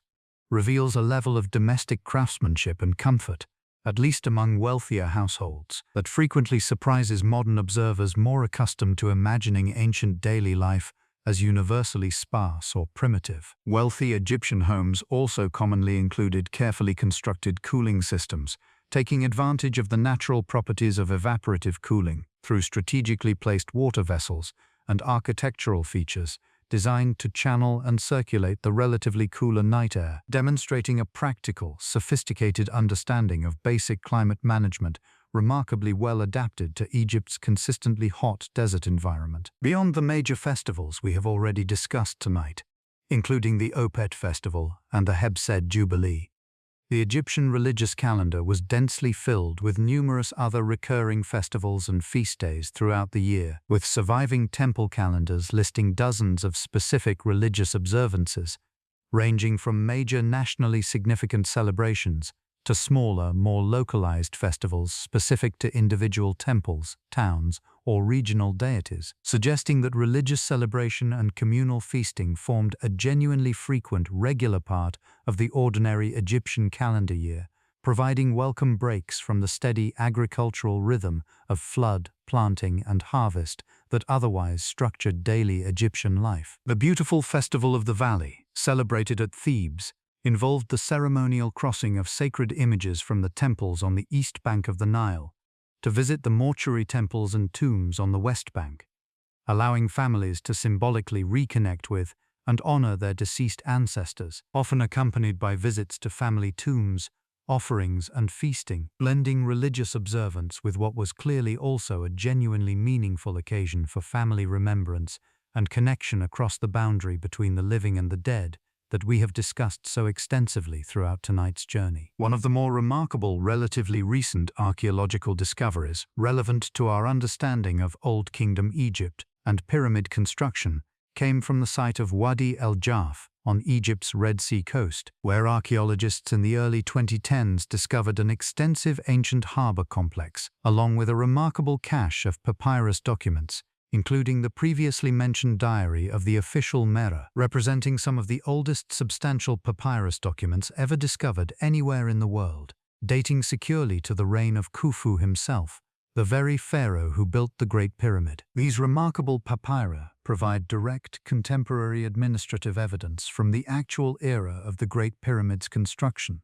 including detailed logbooks recording the movement of workers, supplies, and materials, offering modern historians an unprecedented, genuinely direct window into the practical, day-to-day logistics of one of ancient history's most famous and ambitious construction projects, transforming what had previously been largely theoretical reconstruction based on later evidence into something considerably closer to direct, contemporary documentary proof. It is worth pausing, too,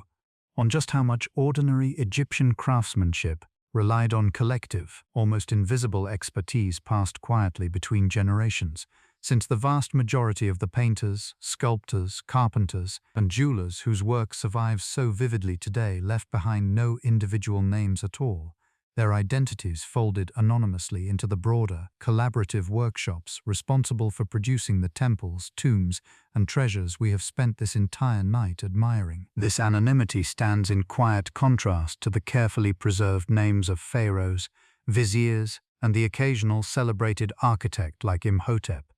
and serves as a gentle reminder that the truly extraordinary scale of Egyptian achievement, the pyramids, the temples, the thousands of intricately decorated tomb walls, rested ultimately on the combined skill of countless ordinary men and women whose individual names did not survive, but whose collective handiwork most certainly did. Even the painters responsible for some of the most celebrated surviving Egyptian artwork, including the vividly colored wall paintings found in tombs throughout the Valley of the Kings and the Valley of the Queens, worked according to established workshop conventions and templates, often using grids of guidelines, faint traces of which can still be seen beneath the painted surface today, to ensure proportion and consistency across an enormous body of work, produced collaboratively by multiple artists working side by side, frequently across many months or even years, for the most elaborate royal tombs. Even the largest, most celebrated Egyptian temples and tombs were typically the product of this same anonymous collective effort extending across generations rather than a single pharaoh's reign, with successive rulers frequently adding their own extensions, modifications, and decorative additions to existing temple complexes like Karnak over centuries,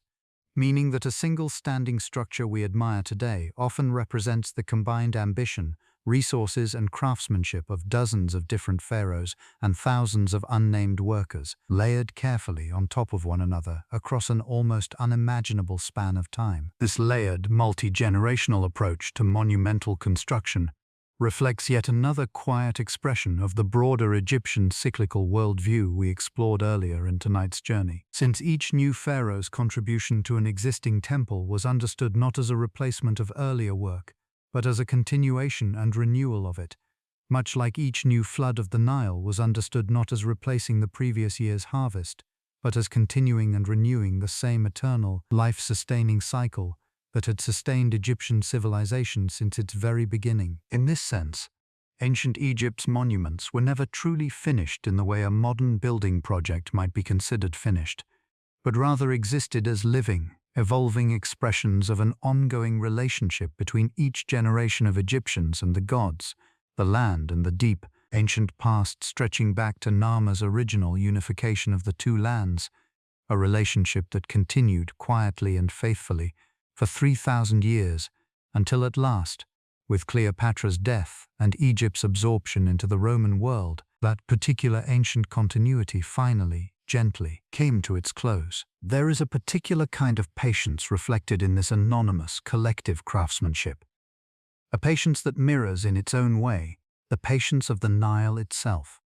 content to keep flowing year after year without needing individual credit or recognition, simply doing the steady, essential work of sustaining an entire civilization, one quiet season at a time. The continued discovery of significant new archaeological evidence like the Wadi el-Jarf papyri, even regarding a topic as extensively studied and discussed as the construction of the Great Pyramid, reinforces once again the central theme we have returned to several times throughout tonight's journey, that ancient Egypt, despite more than 2 centuries of dedicated, intensive archaeological investigation, continues to yield genuinely significant new discoveries, continues to refine and deepen our understanding of even its most famous, most thoroughly studied monuments, and continues to reward the patient, careful efforts of each new generation of archaeologists and historians willing to keep searching beneath its ancient, endlessly layered sands. Perhaps the most quietly remarkable thing about studying ancient Egypt at all, after everything we have wandered through together tonight, is realizing just how recognizably human it all still feels, despite the vast gulf of centuries separating us from it. A farmer worrying whether the flood would arrive on time, a mother praying to Baize for a safe and easy childbirth, a scribe complaining, in a surviving letter, about being overworked and underappreciated, a husband writing a slightly accusing letter to his late wife, convinced she was somehow responsible for his recent bad luck, a worker calling in sick, or simply choosing not to show up that day, leaving behind a written excuse that still survives, sitting quietly in an archive, more than 3,000 years later. These are not the actions of some impossibly distant, alien people. They are the small, familiar gestures of human beings simply living their lives, exactly as carefully, as hopefully, and as imperfectly as anyone alive today. It is easy, surrounded by gold masks and towering monuments, to imagine the ancient Egyptians as somehow larger than life, almost mythical themselves. But the quiet, ordinary evidence scattered throughout this story tells a gentler, more familiar truth. They worried about money and health and family. They wanted their children to be safe, their work to be respected, and their loved ones to be remembered after they were gone. They looked up at the same stars, felt the same warmth of the same sun, and watched the same river rise and fall, year after year, exactly as we still do today, even if the river itself now runs a little differently, tamed by a great dam their own ancestors could never have imagined. If you have ever stood beside any large body of water, a river, a lake, an ocean, and felt some small, quiet sense of perspective wash over you, a sense of your own life being briefly held within something much larger and much older than yourself, then you have already felt, in your own way, something very close to what the ancient Egyptians felt every single year, as the Nile rose once again, exactly as it always had, exactly as it always would. That feeling, that quiet, comforting sense of being held within something larger, older, and more patient than any single human lifetime, may be one of the truest, most enduring gifts ancient Egypt still has to offer us today, thousands of years after the last pharaoh, the last priest, and the last scribe who ever lived and worked along its banks. Perhaps that is the very last thought worth carrying with you into sleep tonight. Not a date, not a name, not a single fact among the 100 we have wandered through together, but simply that quiet feeling itself, the feeling of a slow, ancient river, still flowing somewhere far away in the dark, patient and unhurried, exactly as it has always flowed, exactly as it will continue to flow long after tonight, long after tomorrow, long after all of us. And so, threading together everything we have discussed tonight, from towering pyramids to small household shrines, from powerful pharaohs to ordinary farmers tending their fields, ancient Egypt emerges not simply as a civilization of grand monuments and golden treasures, but as a genuinely lived, deeply human world, filled with families, gardens, household gods, daily bread, and the same quiet hopes for safety, comfort, and continuity that every civilization, in every era of human history, has ultimately shared. And that brings us, gently, to the end of tonight's journey through ancient Egypt, a civilization built on the banks of a single, faithful river, a people who looked at the sun rising each morning and saw, in that quiet daily miracle, a promise that death itself might not be the end, a kingdom of farmers and pharaohs, of scribes and stonemasons, of priests and potters, all moving together through the same unhurried rhythm of flood, growth and harvest, year after year, for longer than most civilizations have even existed. They built mountains of stone by hand. They wrote their thoughts down so carefully that, even after their language had been forgotten for over 1,000 years, we eventually found our way back to understanding their words. They wrapped their dead with such tenderness and such hope that some of those dead still rest among us today, their faces still recognizable, their stories still being slowly uncovered. If there is one thing this ancient civilization seemed to understand more deeply than almost any other, it is this: that endings are not always endings, that the sun sets, and somehow, faithfully, it rises again, that a river can flood and recede and flood again,